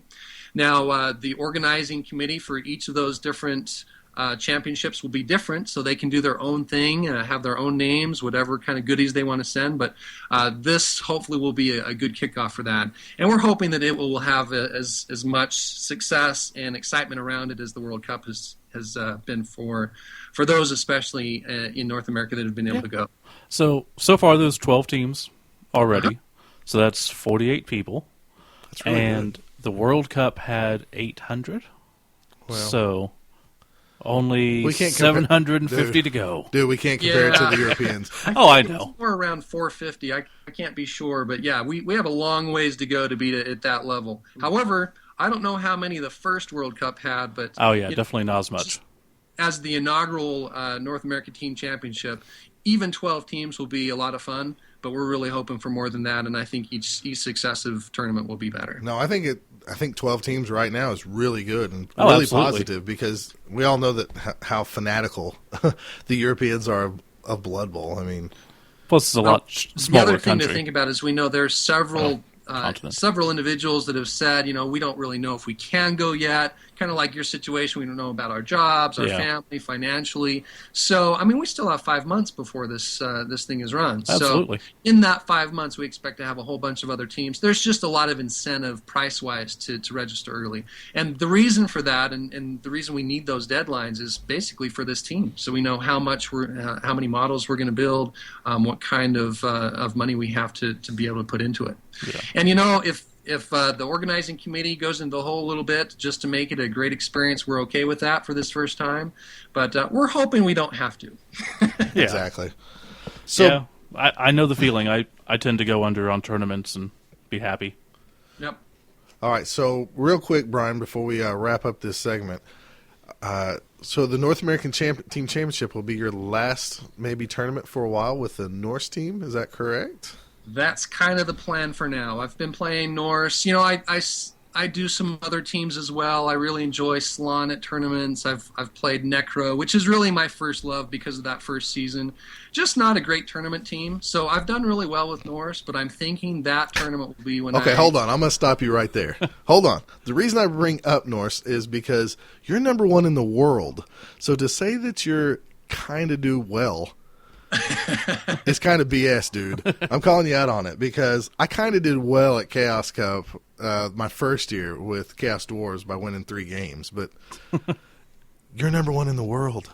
I'd say that's more due to luck than anything else. Well, it is a game of 1 and 6s, but come on. Well, Norse is a really fun team to play, but they can really be destructive in certain circumstances with that 7 armor. So you have to really play them well and know how to play the frenzy. But I've played them in quite a few tournaments now, and I think I'm moving on to another key team that I'll start with. I haven't figured out what that is going to be yet, but I have some teams I'm painting while I have some time off. So it'll be one of those. All right, so you might listen to some of the other Blood Bowl podcasts, and they often talk and break down other teams. I don't know if you do listen to them or not, but Of course. their strategy on Norse is a lot different than what Steve uses when he plays. So are you more of an aggressive Norse player, or are you more like the strategy type podcast we'll talk? I like what others have coined Norse as the glass cannon. Okay. I am very risk. I'm kind of an aggressive player. I play a risky style. The conservative style is for others. And that's how some of my buddies play. So you don't have Finned on your players. Is that What's correct? that? Do you have Finned on your players if it was a league? No, I've never taken Fend. Okay, that makes Steve happy. Yes, That's a great skill for some teams, but Not with Norse. I want to be hitting. See, and that was my problem when they did the breakdown and they were talking about Fend, and I was like, wait a minute, what? This is Norse. Why would they not want to be right next to somebody to bash their heads in? Well, I know my freaking fumble team they fell down every time. It's like there was not a block symbol on those dice because I just fell down. It sucks so bad. But anyways. Well, and really the thing is you have to know when to base players, when to do your hitting. It's all a strategic thing with Norse, or else they can really get hit hard. So for me, I play more of an aggressive style, but I know many that do Norse in a more conservative style, and that's fine, but that's just not how I play them. And it's done pretty well for me. Yeah, I'd say so. Pretty well. I'm number 1 in the world. Suck on that, world. The thing is that as those who have beaten me know, when I get beat, I really get destroyed. Oh, yeah. That's what usually happens. Having 2 players on the pitch by the end of the game. Well, I guess that will wrap things up. So we got the North American Team Championship.com. That's the website for that. That's right. And what's your website for your Rampage? RockyMountainRampage.com. And when's that happening? And that is April 13th. We'd love to have any of you come out. Okay. And the very last thing, the Jason Warren and his website was gloveinc.com. That's right. Okay, we might look into getting a model made. That'd be kind of cool. That would be cool. Just one of us with 2 heads. What? Pick your own ginger. Well, no, it's just one model with 2 heads. No. See, it comes with 2 heads. That way you have to buy 2 bodies. So we sell twice as many. Oh, see? I got you. And then you have a disembodied head for the other one to hold around. Oh, I'm sure everyone is just going to be lining up to get a model with Steve and Scott characters or heads on the model. I doubt that. Besides Rich, your buddy Rich, I don't think anybody's going to buy one, to be honest with you. There might be a few. There'd probably be some people out there who are just buying heads. Just like a ton of heads. It's my beast of Nurgle. I'm going to glue it onto one body. Well. Okay, well, thank you for joining us today. It's been a pleasure, guys. Thanks for having me. Well, you're on the number 1 Blood Bowl podcast that's still left because the other guys quit. Okay, and we'll wrap this up, and hopefully Scott has not offended anybody else. All right, take care, guys. Thanks, Bryan.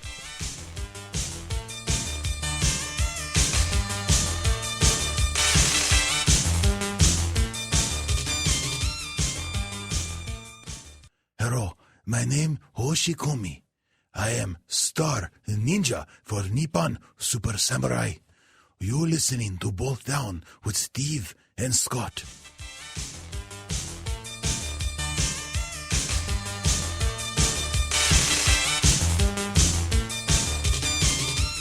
And now we're back with our brand new old segment, Star Player Review.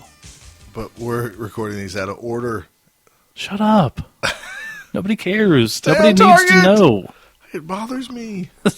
Let it bother you. Don't tell people. Just like your clap. My clap.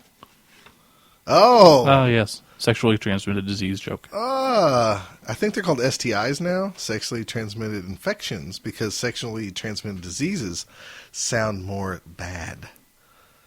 And I know this because my wife is in school for nursing. And Yeah, that's why. Yeah. Yeah, Because my wife doctor, is in school. No, she's in school, and they said that they're calling With them STIs whores. now. They're calling them STIs now for real. It's lame. Isn't that because it sounds too bad? Well, isn't it a disease? Yes. So I guess maybe. It might not be a disease since it's treatable. It's just Oh, maybe so. Maybe they've actually just redefined it. yeah. Okay, I don't have the clap, so everybody knows. Would AIDS be? Because AIDS wouldn't be an infection. It'd be, or HIV. Well, It'd be a disease. Okay, this is another tangent Yeah. because somebody on Twitter mentioned, or somewhere on a forum, I can't remember. Is it Thaden or whatever? Okay. Thadron, is that it? Okay. He mentioned on like 3 Block that we're like brony lovers or something like that, or it sounds like something for the Both Down guys. And I want to go on record that I am not a brony. Steve is. You're a loss. My I don't even loss. consider myself a brony. I like the show. Big deal. Well, you're not like And that has nothing to do with my star player selection. Okay. You might not be a creepy, weird brony because I'm sitting in your office here and there's no brony stuff around. That's good. Well, I guess it's not. There really isn't. None that I see. I'm looking around, but No, I I am got not some a done. brony. I haven't really bought anything. I got the You don't even McDonald's buy the toys. comics, do you? No, I bought some for Arthur and sent it to him. Well, he's a brony. He's an admitted brony. And I think you claim it. Yeah, I'll claim it. I mean, I like the show. I like the culture. They're cute. Somebody was telling me that the horses are drawn with sexy butts and stuff on purpose. No, that's a subculture of the culture. Okay. That's like saying those are people furries. like, sort of, yeah. That's like people saying they like, Blood Bowl because of the nude models. I actually like the You nude can models. get the nude models, Yeah. but that's not what everybody goes for. They don't? No. No. It's just a subculture of the subculture. Okay. But since it's the most shocking, then it'll come out more. Welcome to Star Player Review, where Scott admits he's not a brony, and he has an STD. Pretty much. That's our show. Good night, ladies and gentlemen. Good night. So, No, I have a lot of other problems besides being a brony. I guess we might as well just get into it. So, explain this segment. The whole segment is taking old Star players and bringing them up to current rule sets. So, if I liked a guy from first edition Blood Bowl, I could bring him back. Sure. Tendon Cutter Jake, I could bring that player back. If that's one of them.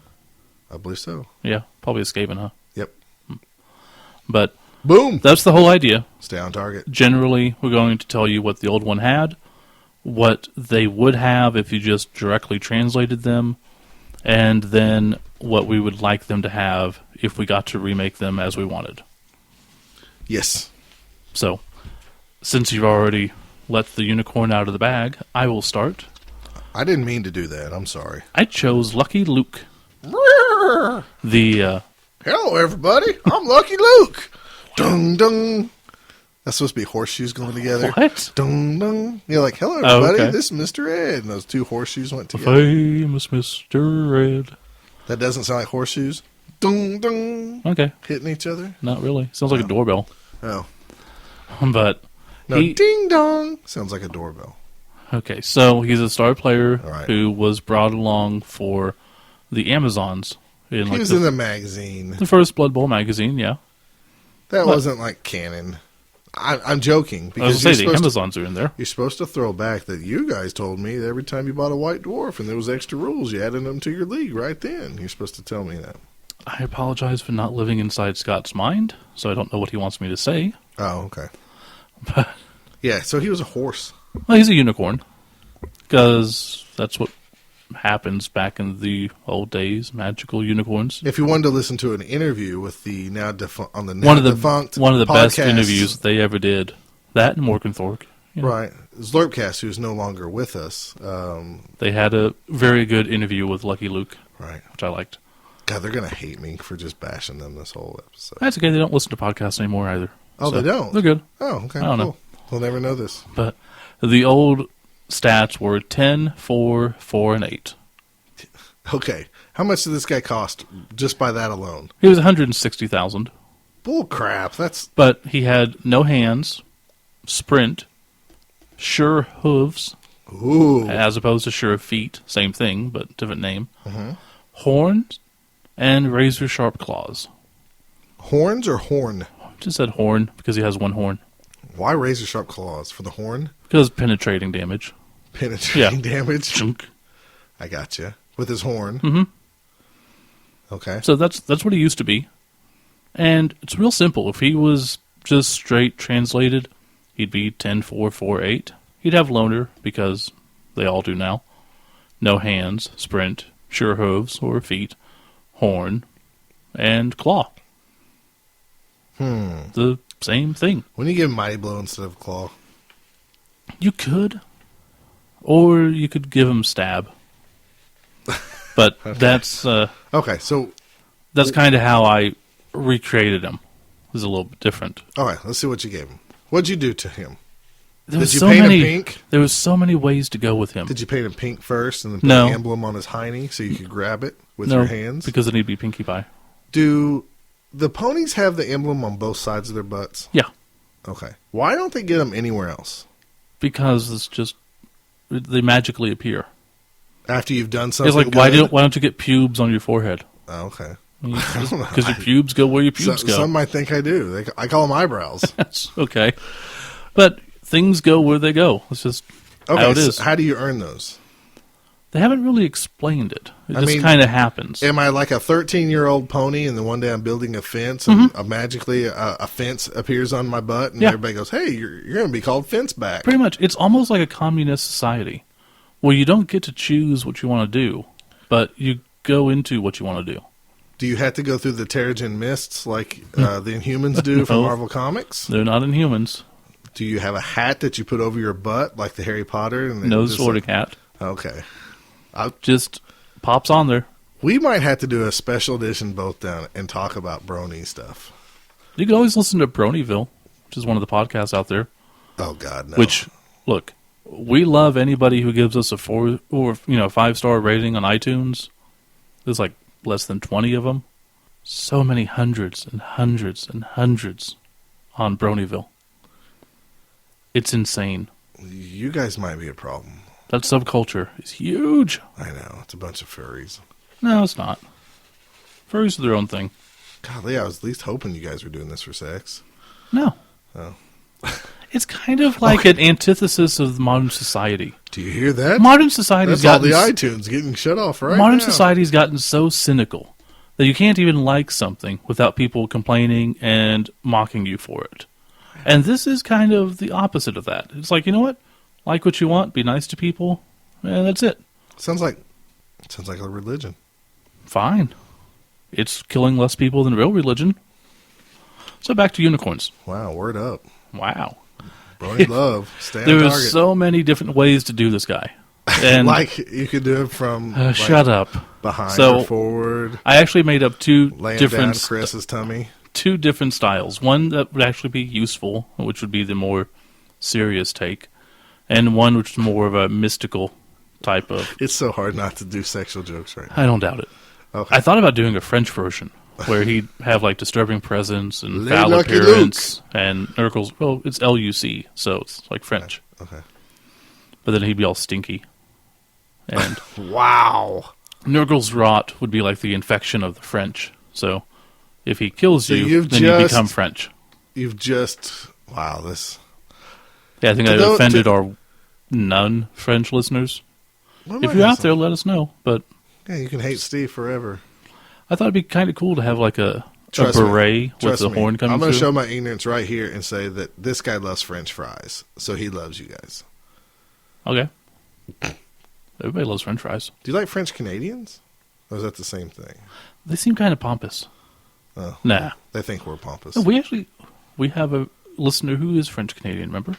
I know. So we like him. At Just least. him. I don't know. I haven't really met many. God, stay on target, man. The Quebecois. All right, let's get back to Lucky Luke. So anyways, yes. Both the useful and the mystic ones would be 11, 2, 3, and 7. What? He's a horse. 11, 2 strength. So instead of having sprint, I'm giving him 11 movement straight off. Okay. So it just makes him a little bit better, sort of, but a little bit worse at the same time. Okay. 2 strength. 2 strength because... He's a horse. Yeah. And 3 agility, just average. Okay. And 7 armor because he doesn't have any armor. Okay. So it's just average. Since he is lucky, Luke, he would not have loner. Okay. Because he's lucky. Okay. But he would have wild animal. He'd have no hands, pro, sure feet, dodge, leap, dauntless, and stab. So he's kind of annoying, just going through. And how much would you price this guy? So we'll keep him about 160, 140. What? Oh, wow. I don't know, man. Because he can't hold the ball. And he's not really going to be hurting people. So he's like a little Shetland pony. He's not going to get a 1-up on anybody, really. Okay. At most, he's going to have an even block unless he's got people next to him. So, even then, you've got to use Dauntless. And I don't know. It's not very easy to make a unicorn into a Blood Bowl player. He could. He's called a Beast Man. He walks on 2 legs. And he doesn't have a tattoo on his butt. Well, he could, though. He could. Dude! Could you? That's what you need to do. A Chaos Beastman team with nothing but little ponies. I'd have to mod them. Yeah, just put things on their bottoms. But they have fur. I'd have to shave them. Well, you can just paint them the same colors as like Squinkle Belly and Sunshine Ray or whatever. That would be kind of cool. Twilight Sparkle. She turned Japanese. Twilight Sparkle. Anyways. Rug burn. So, it's a interesting one. It allows the leap. You can jump in. I will give you props that it's different. Yeah. Okay. And stab for the horn. Now, this is a mystical one? That's the regular kind of. Okay, give me a mystical unicorn. For the mystical one, no hands again. No wild animal, because it knows what it's doing. Dodge. Hypnotic gaze. Okay. Because it's mystical, magical, and you get distracted. Jump up. Okay. Regen. Okay. Because they have healing properties. Sure. Sidestep. Sure. Stab. And stakes. For the horn. Yeah. Okay. What's its stats? 11, 2, 3, 7. Same. Wow. So, but it'd be better. Of course, this would be for like an Amazon team or a good team. You know, the Lustria Lightbringers or, some good guy team. Yeah. Okay. And then if you ever go up against an evil team, you've got a unicorn that can get to almost anywhere on the field and stab them. Just take that horn and go right into them. Gotcha. So you want to penetrate people with your horn. Sure. Okay. But people, not other horses. But people dressed as horses. Dude, I could show you some good pictures. Well, dude. You've seen them. Let's stop. No, not dressed as, just, the same outfits. But I got you. I don't want to see Rugburn Shine or whoever. Rugburn Shine. Your little pony characters. Let's move on. Okay. You're the one who brought it up. I know. And I'm sorry to the listeners who are like really mad that we're talking so much brony talk. But it's kind of We have funny. brony listeners. I know, but see, when I get really tired, I like going on these tangents because it's really weird right now. I think I like how is kicking in. If any listener has listened to more than one episode, they realize that we must do this at midnight because you're always tired. We usually do Every this at episode midnight. is like, I am so tired. Okay. Well, we've done these usually at midnight, pal. It is only 11. Okay, it 30. feels like midnight. Yeah, it's 10:53. Okay, well, we usually do these on a Friday or Which it is. Saturday, Yeah. and I'm usually tired. Yeah.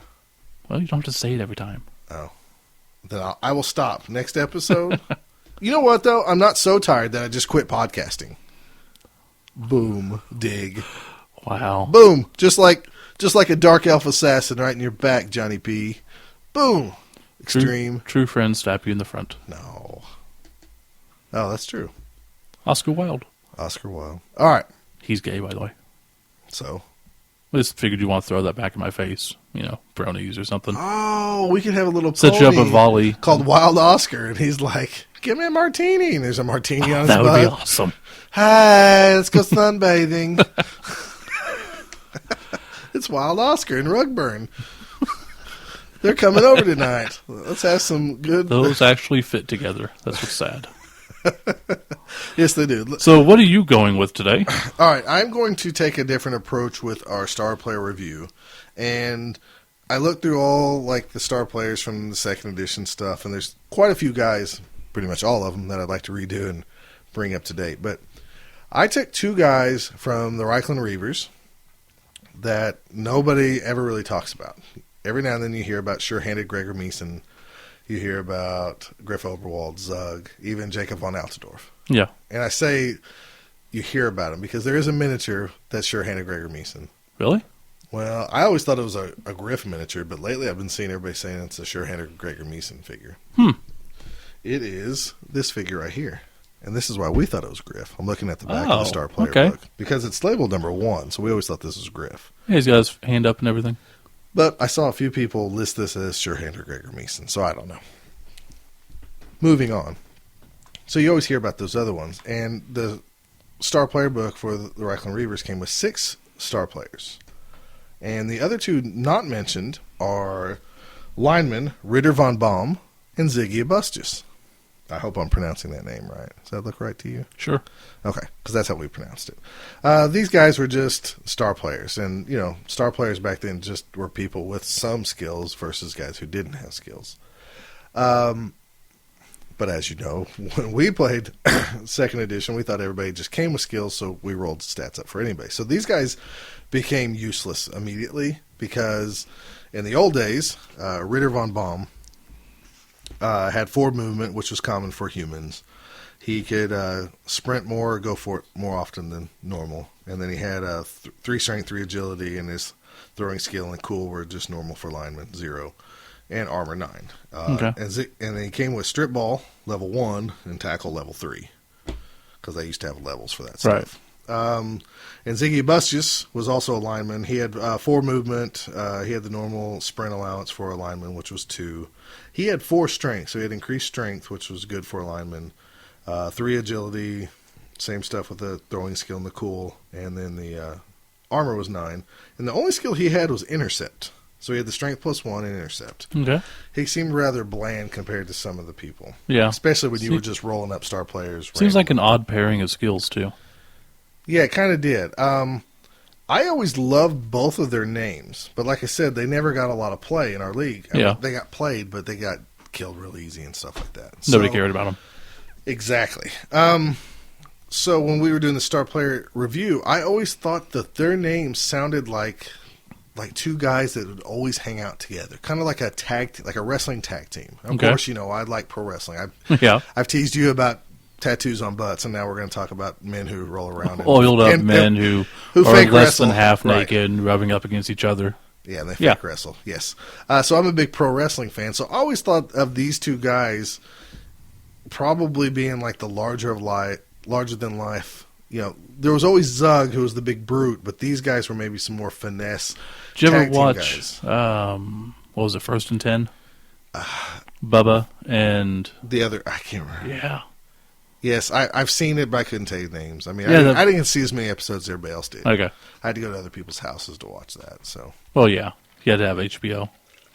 Which really annoys me Exactly. because I bought the box set of it. If anybody doesn't know, it's a old HBO show that was about football. a ragtag group of misfits who have a new owner and blah, blah, blah. It was HBO, so it was a lot of boobs. It's California Bulls. Yeah, it was. Yep. Nice.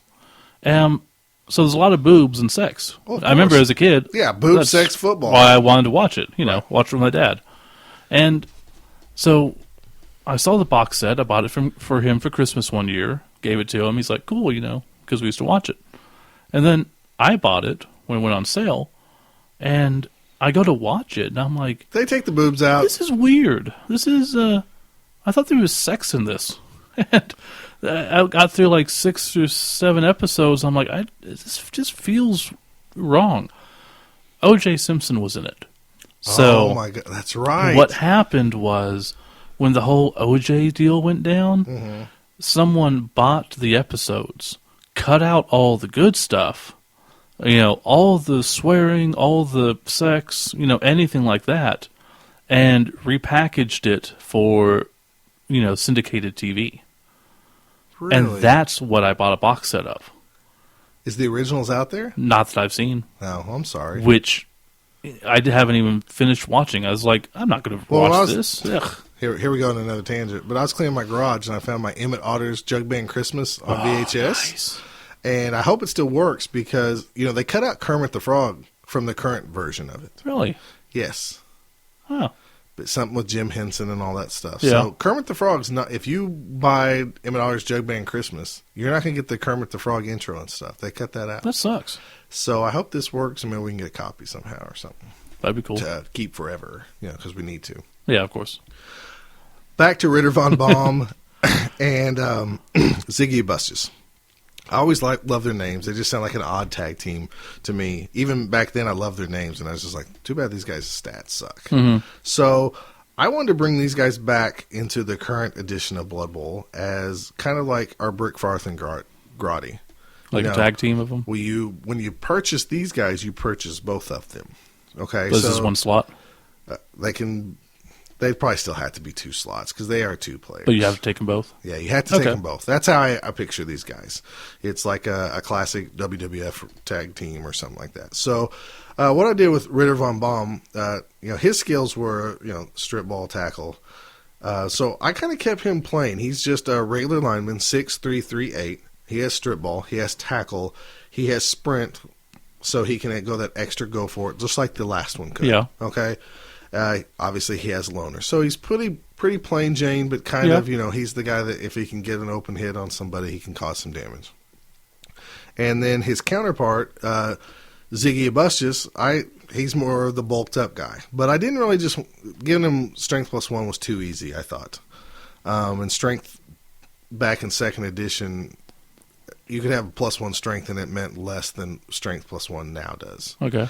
So I went the other route that he was more of the, if this is a power and glory type team, maybe Ritter Von Baum's the glory, but the power behind the team is Ziggy Abustus. And I still gave him pass block instead of catch. I was originally thinking maybe catch to do that intercept, but I thought, no, pass block in case he can get up and around is good. I gave him wrestle, and I gave him jump up so he could get up and get into the action. He has his stats are he has only 5 movement. So he has 1 less because he's the bigger of the 2. Yeah. And then he has 3 strength, 3 agility, and 9 armor. So he has that AV +1. Okay, so he's a little bit more tougher and more on the ground type guy, where the other guy's more of a finesse type player. Is how I envisioned these guys. And I figured they'd come in between probably 280 to 300, somewhere in that range. That's way too expensive. You think so? If you look at star players, they're all pretty expensive. I mean, but they're cheap for what they have. Look at Brick Farth and Grotti. It's like $290, and you get a regular goblin and an ogre with nerves of steel and strong arm. Yeah, I think all star players are kind of overly priced. Okay, fine. These guys can be $220. I don't care.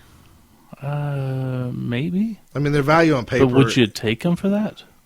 I like the idea. Don't get me wrong. I think the idea is awesome. I think most people question, do you take any star player? Because, we in our league, our buddy Sarge never takes a star player. Well, Sarge is weird. He just doesn't like them. Yeah. But I'm saying they are interesting, but I don't see why I would take them. I would take a wizard or something else that was more beneficial. Hey, If anytime you have 150, the wizard could easily be talked into. True. I think star players, and I'm seeing this more and more as we play our leagues longer, star players are there for people who want to add an extra layer to the game. Yeah. And I'm not saying that I'm better than anybody else. I'm just saying, like, with my halfling team, I told you from the get-go. Yeah. I'm always going to take a chef first, even if there's something better. There's not much. Not for a chef for 100,000. But just stay thematic. And then since my team is based around a series of restaurants in the old world, and these are just a walking commercial. Yeah. What sells commercials better, than Hot Sex. Babes? So if I have the money, I always take Czar the Slayer first. Okay. Even though I probably should take, if I have 300 grand to spend, I probably should take Deep Root Strong Branch or somebody. Yeah. So that added extra layer, why I haven't been greatly successful with the halfling team, it's actually really fun. Because taking a wizard's pretty easy almost every game. Yeah, it is. And it it sucks when it doesn't work. Yeah. And it's fun when you do it. But just the extra layer of this is my challenge and see if I can make this player work. Okay. I enjoy the star players. So I like star players. I'm just thinking that those guys, maybe to make them interesting, instead of allowing them on like a human team, let them be on teams that normally couldn't get humans, like maybe a goblin team or a halfling team. And well, I'm actually fine with that because I didn't think that far, like just a human team. Yeah. I mean, because that's the only problem is, they're not much different than humans. And if you've leveled up any humans, you've got same thing as before. I agree. But I do like them. I just wanted to pick some human guys. I mean, now that you're thinking about it. That is a different, it's a unique take on it. I like it. And I just wanted them to be like the combo package that you get these two players and stuff. And maybe you're right. Maybe based on the names, I was thinking one would be a quarterback and one would be a catcher. You would think Ritter von Baum would be definitely a quarterback, but he's not. So yeah. Anyways, you think Hail Mary as soon as you hear the name. Yeah, you do. But it's the bomb and the bustus, and they're coming to town to wrestle and jump up and strip the ball. I like it though. I don't know. You're right. They seem kind of maybe expensive, but like I said, I think a lot of people don't like to take star players. I think the 3-Dot Block League, they don't take star players, do they? I don't think so. I know there's some leagues that don't allow them, but I've actually had more fun in our league the last 2 seasons because I've told myself I'm not going to take a wizard. I suck at taking star players because they tend, I'll set them up and then mine get hurt so fast. Yeah, it sucks it's so like, bad. oh, well, great. There's 140K gone. I wish you could almost use your apothecary on them, but you can't. But yeah, since the one season where I said I wasn't going to take a wizard, it's just added that extra element. And maybe I'm just getting more out of the game. I don't know. It goes back to my idea of using fireballs only. Yeah, that's not a bad idea. Okay. But anyways. That's our star player review. That's right. Absolutely. Awesome. Good. And our Brony talk and our other various talks of conversation. If you have any comments about it, keep it to yourself. I want to hear it. Let us know. Make fun of Steve. Yeah, they always do anyways. Well, they don't. They love you. They love you more than me. Everybody always sends you like free stuff. Here's some free comics. Here's a free Lizard Man team. Here's some free bacon cookies. So that's 2 people. Still. Yeah. You know how much free stuff I got? You got bacon cookies? Bacon crackers. Okay. So Paulo loves me. Yeah. He's the only guy. I don't hear anybody saying like, "Oh, I can't wait. I'm a primate because Scott's so cool." Wow. Yeah, I'm reaching. Well, we go to shout outs, and then you can talk about people. Let's take a little break and then let's come back for some shout outs.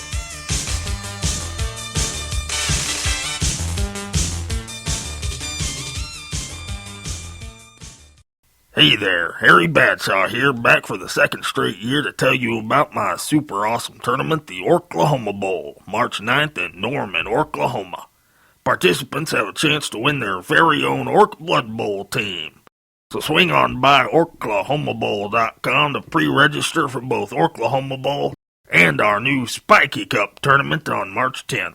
That's right, back-to-back NAF-approved tournaments. So if you want to pad your record against terrible opponents, come on down. Hello, I'm Frederick. I'm on the Warg Acres the Betas, and you're listening to Both It Down with Steve and Scott.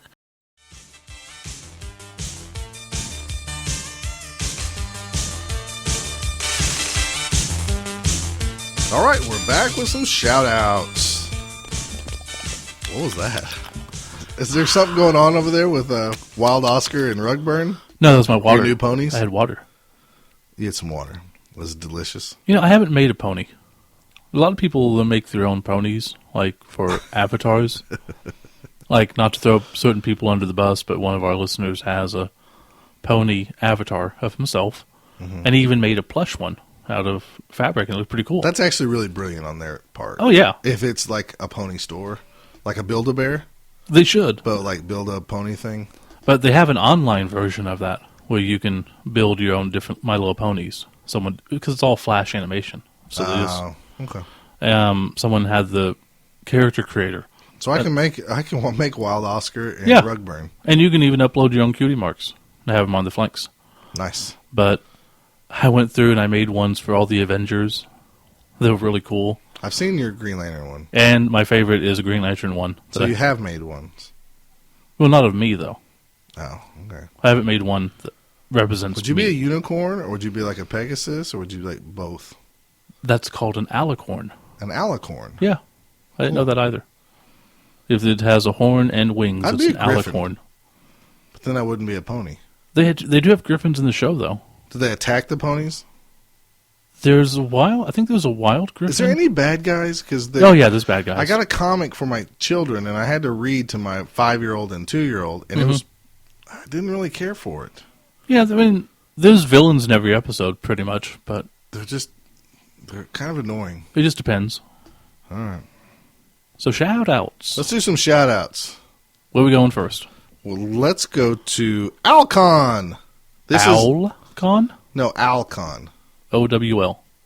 No, ALCON. If your name is Al, you can call me Al. So it's a convention of Weird Al fans. It's Weird Al fans. I think there actually is an Alcon, isn't there? There probably is. That'd be kind of fun to go to, maybe. Maybe once. Yeah, I was going to say, I've loved Weird Al. I've listened ever since I was a kid. Every year. Yeah, what am I going to do? Buy like Did he ever have Hawaiian a cereal? shirts? Did he have a cereal? No. I'm going to Google that. Surely Weird Al had a cereal. No. During the Weird Al show years. He should have.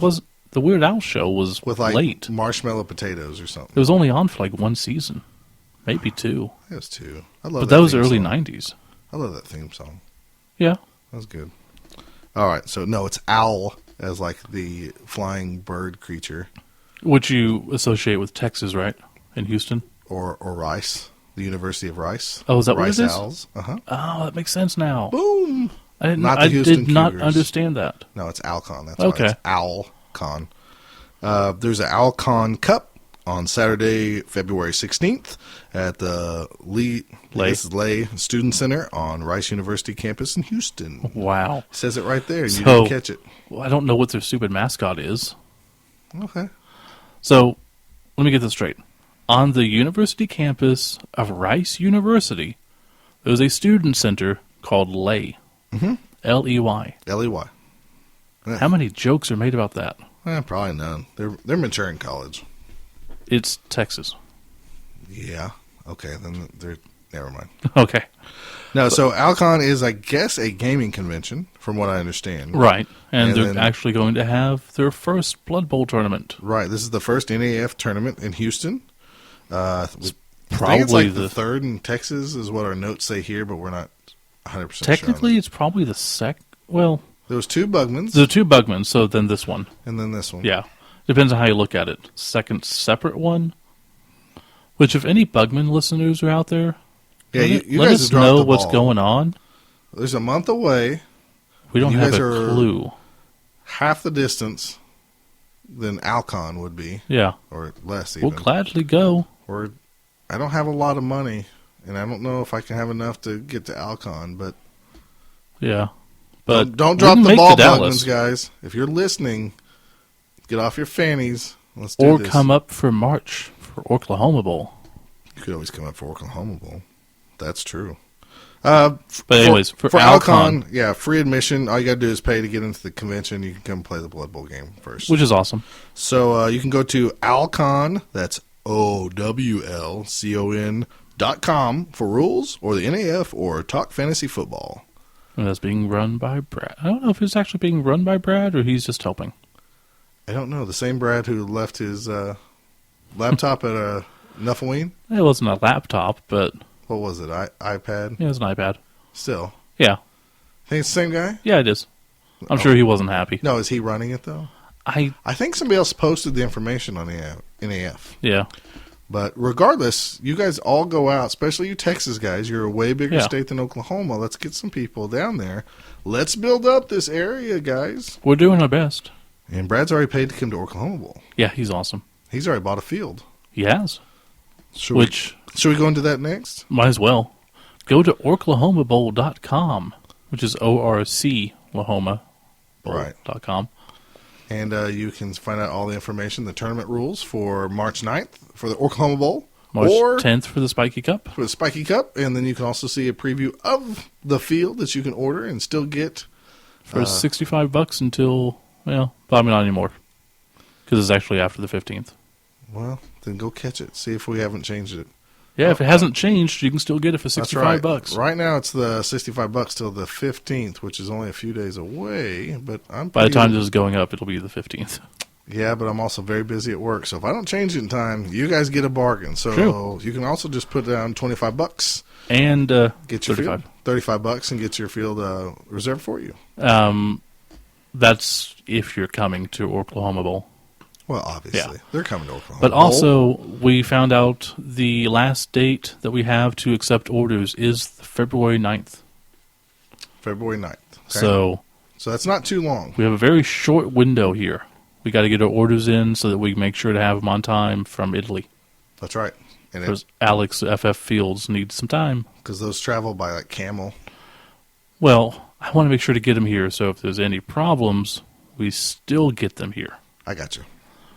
Because I don't need them to be like, oh, well, it'll be 2 days late. 2 days late does not do us any good. If you do come to Oklahoma Bowl, you also get some custom dice. If you sign up early. Just ordered those. We just got those in the order. Yeah, if you sign up early, you get extra dice. Awesome, cool dice. You may be able to buy the extra dice, but I doubt we have any left. No, because those are limited edition ones. I know. What else do you get? Like $40, $50. What else did we do for Oklahoma Bowl? We have a team that's currently being painted of orcs from Grebo, the orcs in uniform. Is that Grebo? I think it's Grebo. You're the guy who bought them, so. Yeah, I got them from Brian Harmon. Shout out to Brian Harmon for selling us those orcs. Gave us a good deal, and we're passing it along to you. Because they're going to be free. Well, that's lame. I know. But we're giving away at the raffle at Oklahoma Bowl. It's going to be a full orc team. This is not like a 12-figure, hey, here's a tournament team. It's only 12 guys. No, it's like, I think we're at 15 or 16 figures. You get a troll. And 2 goblins. Yep. And a bunch of orcs. Yeah, a lot of orcs. You get all the blitzers, all the blockers and linemen and throwers and stuff. So they should be awesome. We'll try to get a picture as soon as they're painted. Have you decided how you're going to give these away yet? It will be by raffle, and everybody who order or pays for both days will be entered into the raffle.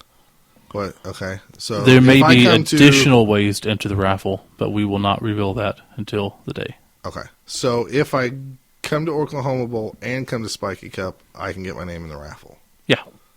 Okay. You have to pre-register for both days to get your free entry. Do I have to show up? Yeah. I can't just pay for it and not show up. Let's say I lived in Pennsylvania or Dubai, and I just wanted to send some money for my raffle.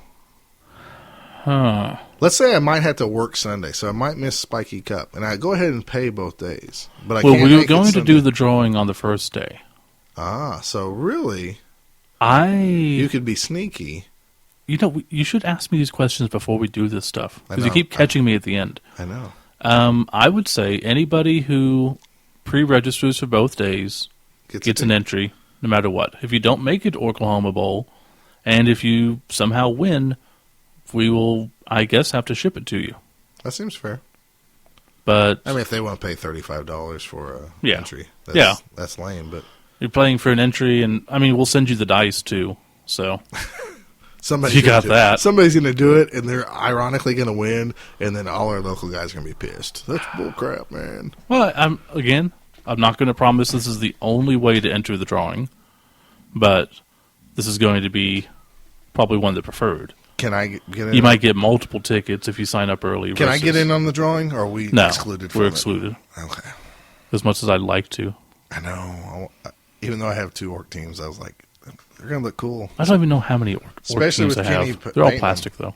What's his company called? What is he actually called on Facebook? Rogues Studio Productions, I think. Yeah. Sounds right. Like that, yeah. Rogue painting or something like that. Yes. Speaking of Facebook, you can always go to check us out at facebook.com/bothdown. That's right. And if you would like to actually show your support, or maybe you just like Steve because he's a brony, or you like me because I'm not a brony, and you have some extra money, you can actually purchase some Both Down dice, some exclusive colors for this year. Yeah, we've sold out. Not sold out, but we've sold a lot of them. Yeah. We don't have as many left as I thought we would. So yeah, there was they're running out. First time we mentioned it, yeah, we actually sold a lot more than I thought we would too. And all that money really is going to fund maybe future dice, products for the following year, and server space and stuff like that for the show. Because obviously we don't really make any money on this, but we make, this is going to help maybe pay for that, and then we'll be happy. But yeah. So thank you for those people who have actually bought a lot of dice. And we actually had some people buy T-shirts. Who did that? Canadians. They love us.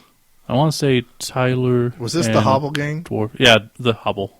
The Hobble? Hobble. The Hogtown Blood Bowl League? Yep. Doesn't Alex run those guys? He's with them. I don't know if he runs it. I thought he was the commissioner. He might be. Canadian George Michael? Yeah. I don't get into the politics of things. You don't? No. Do you follow them on stalk Twitter? Them. Yeah. Well, they're on Twitter and Facebook both. Okay. Or you can check them out at www.thehobble.com. Yeah, they got a big old order together. I love their logo. They got Blues Brothers pigs. Yeah. I think they're going to send us some dice for Oklahoma Bowl too.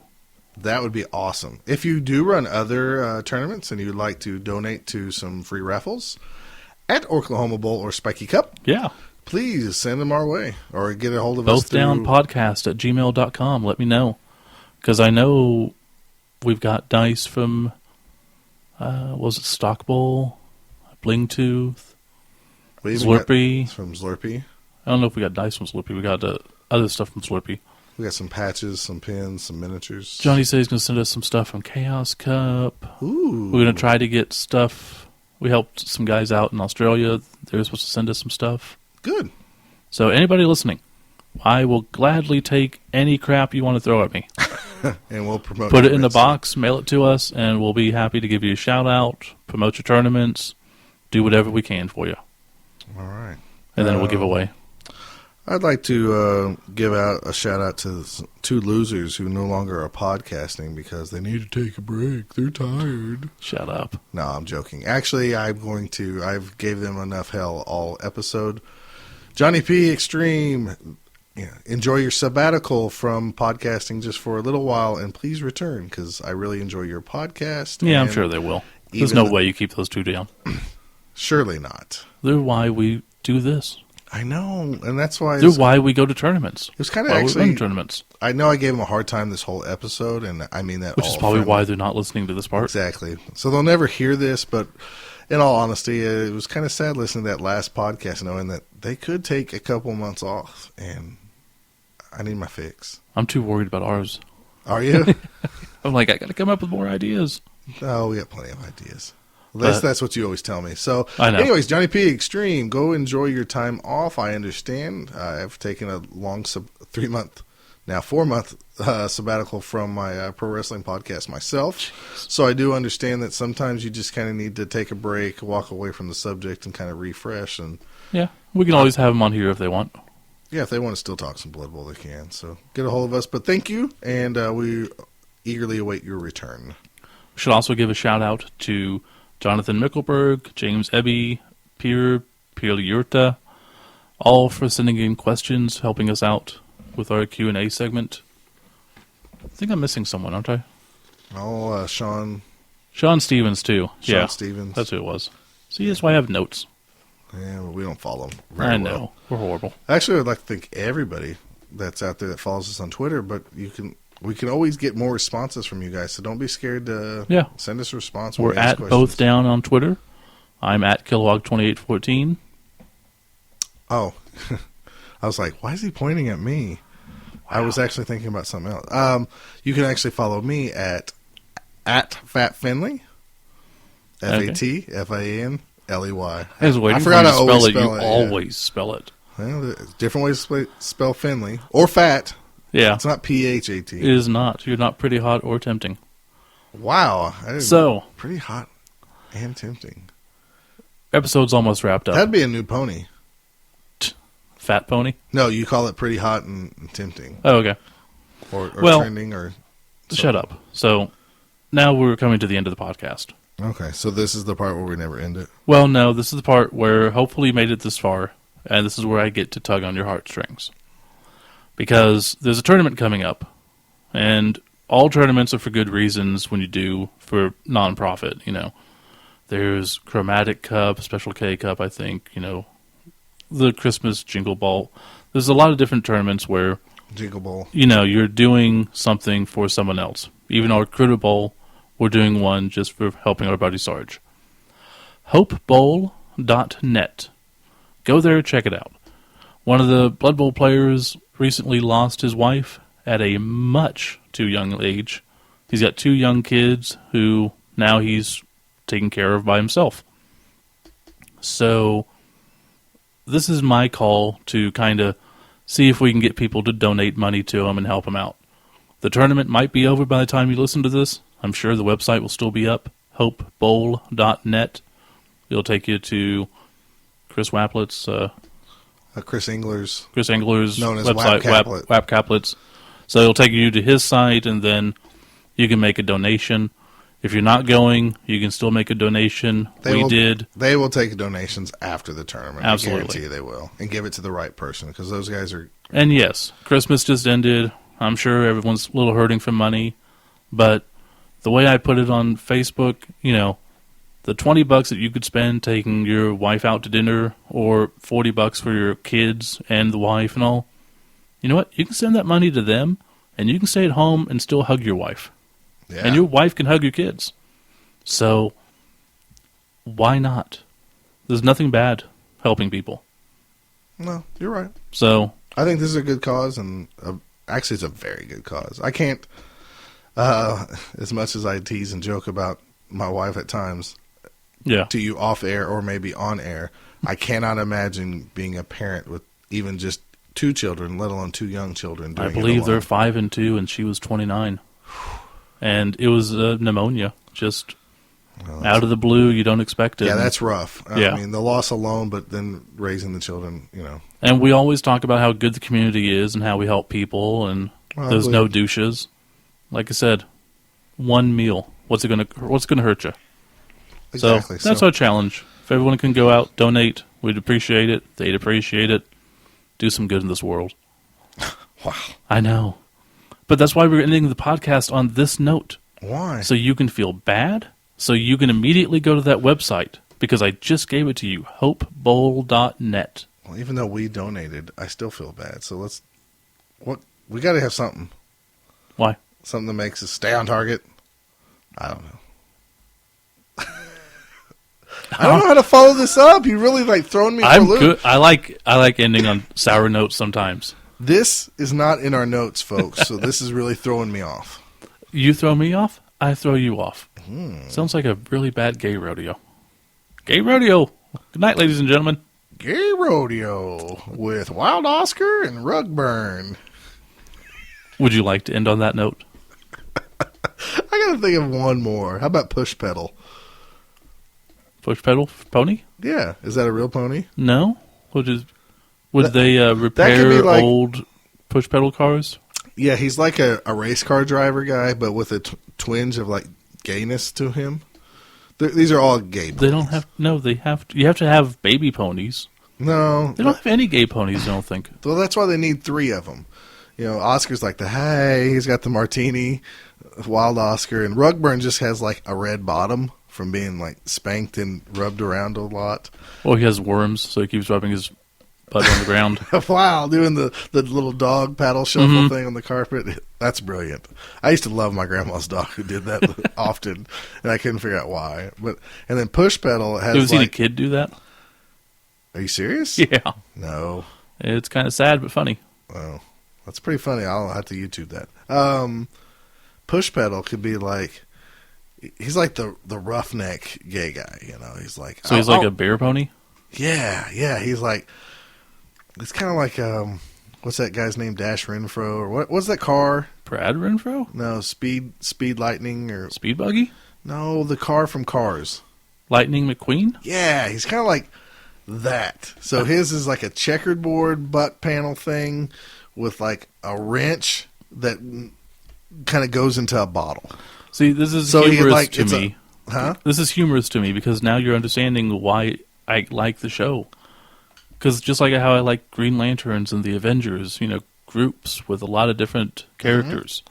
So ponies are the same way. Each pony has a different story, and you can find the backstories. And now you're making them up on your own. Yeah, I'm going to make up my own ponies. Even as you mock it. And then I'm going to have a Griffin come in and kill them all. Okay, we can do that. He's called Merv Griffin. Okay, that's even Merv better. the Griffin. Wow. He's a TV producer. He's going to put them all on TV, and then he kills them. It's like the Running Man. He's like the producer. And then there's Jesse the pony. Wow. And he's like, I don't have time to bleed. And he goes running around and he slays them. If anybody out there knows how to use Flash animation, it's like a glue factory and thing, we can turn this into a pony show of cross between My Little Ponies and Running Man. Can I have like a you said there's babies, right? So like a little Guatemalan like young kid pony named like Huffsack, and he's always like snorting glue, but he doesn't know that glue's made from other ponies. So he's like always like messed up high. Wow. Oh, give me some more glue, senor. Do they speak Spanish in Guatemala? Sure. That's awesome. Or Guatemalan? Probably Portuguese, I don't know. Probably, but he's always like huffing. Do we have any Guatemalan listeners? Yeah, and on his Hell, butt. if we have any listeners at this point, I'd be surprised. This is like the thing that you put at the end of the episode. Might be. Huffsack. I love Huffsack the pony. He could be like just kind of like dull puke brown. I was thinking color. Like a puke brown green. Yeah, look. Yeah. And nobody really wants to like hang out with him because he's like the hair smelly. over his eyes and yeah, he has bad teeth. Yeah, it looks like just jagged, messed up teeth. His hooves shake. Right, and Merv Griffin, the TV producer who wants to slay the ponies, he tricks Huffsack into getting him on this combatant show where Jesse the pony's there, and he's the guy. We have to save him. This is the only way to save Huffsack. No way, my martini's gonna spill. Wild Oscar, stop being that way. Help me fix this up. No way, Push Pedal. I gotta sunbathe. Oh my gosh. Wow. This is too good. Stay on target. Stay on target. Next month, we'll see you back. We'll have Critter Bowl results. What else are we gonna do? I have no idea. We're gonna maybe we'll do something. We might spin off to an own pony show. Oh, might. I think it'd be great to have. This is another tangent, but how funny would it be to have a pony show where you watch it all? We get Sarge, who watches and really likes ponies, and then I'm the third guy that's never seen the show at all, but I give my like jock bully mentality spin on it. I don't. Why are they so nice to each other? I don't get that. How come they don't pick on the other one who's purple with the spots? That one's obviously retarded. Why don't they say that? They could have a Down syndrome pony. Well, they do kind of. Are you serious? Well, there was a background pony in the first episode whose eyes were How crossed. many listeners have we lost? Probably a lot. Anyways, her eyes, one was up, one was down. And that doesn't mean he's just Down syndrome. the fan base thought it was funny, so they called her Derpy. Like Herpaderp, you know? Okay. So she's Derpy Pony. Well, for whatever reason, she's the mail carrier. So now, like, she got super popular. Do people ever ride And she's these? actually in the show all the time as a background pony. And one She time... always has cross eyes? Yeah. And one time... That's the thing. One time, they actually gave her a talking voice. And she was a klutz and running into things. And it's like at the very beginning of the show.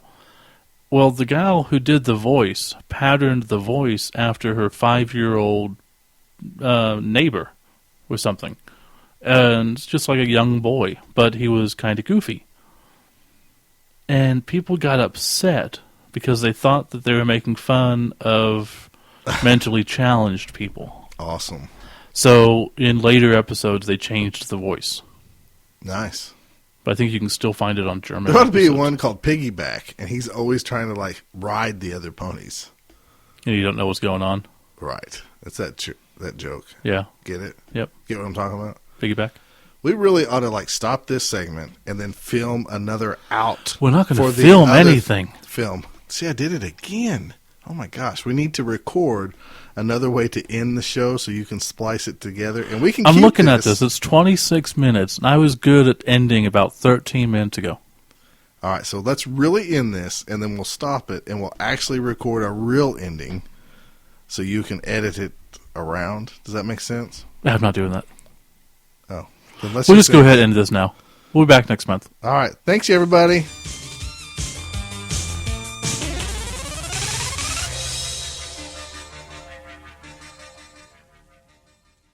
Both Down is a production of Couch Pirate Radio. Please drop by couchpirates.com to hear more of their podcasts. Are we recording? I am. Okay, so we stopped the podcast, Ended the podcast. ended the podcast, and yet for the last, 5 minutes, I can't resist not drawing this pony, Wild Oscar. So if you're still listening, all this talk's only going to be about Wild Oscar, the pony. Wow.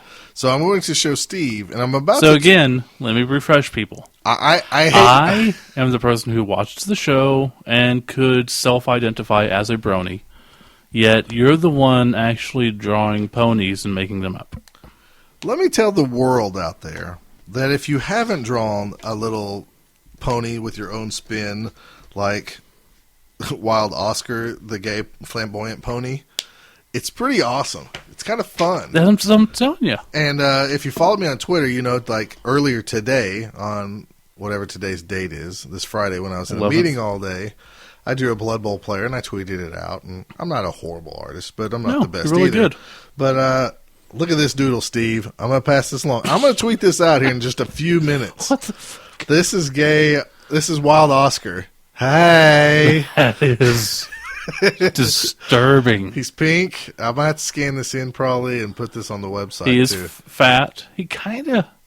Is he a pony? You know what? Is that close enough? It's close enough. It's more G3 than G4. It's more the older style, but that's fine. Okay. But he looks like if Miss Piggy had a gay brother. Oh, wow.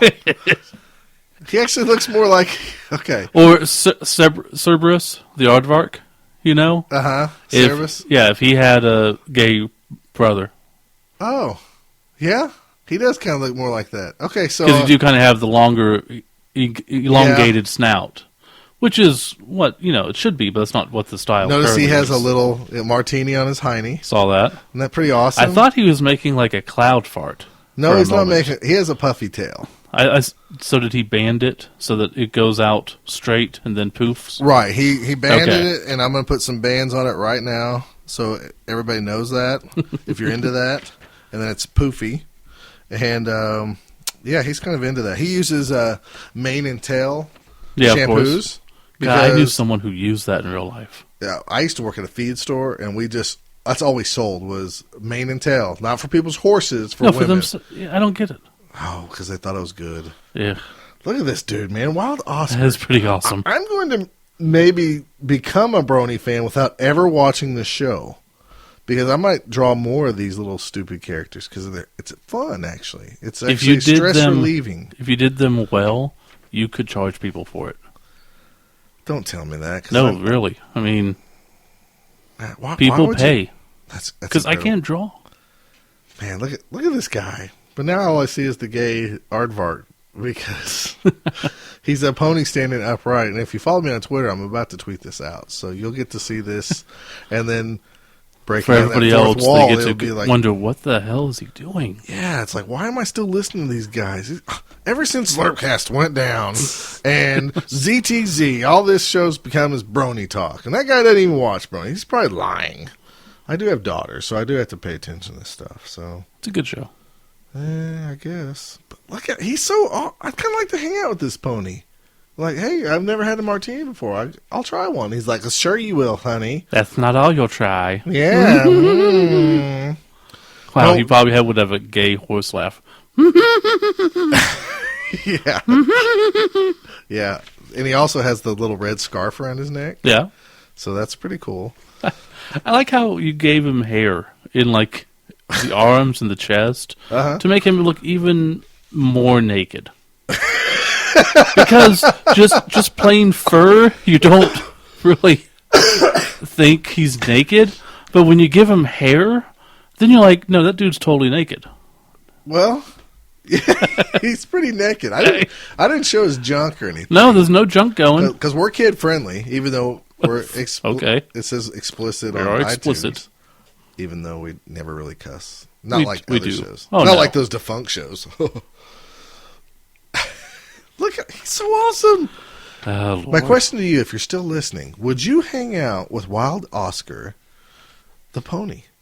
And then if you don't know what I'm talking about, you can either check him out at the website, because I'll put a link up, or you can check my Twitter account, @FatFinley. Are you going to make a backstory to put up with the picture? I should, but I'm not going to, because I'm also extremely lazy. Well, see, he's actually a white pony. He's sort of albino. But he loves going to the beach.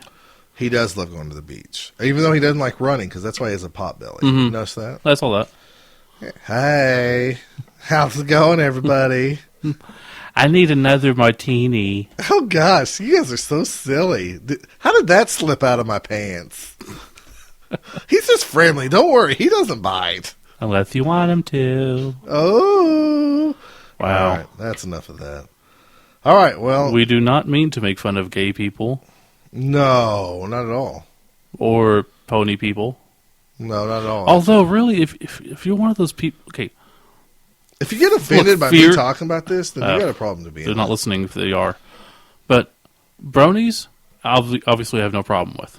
Cool people for the most part. The bronies who want to have sex with the ponies, honestly, whatever. If it gets your rocks off, you're probably fine. That's kind of weird. It is.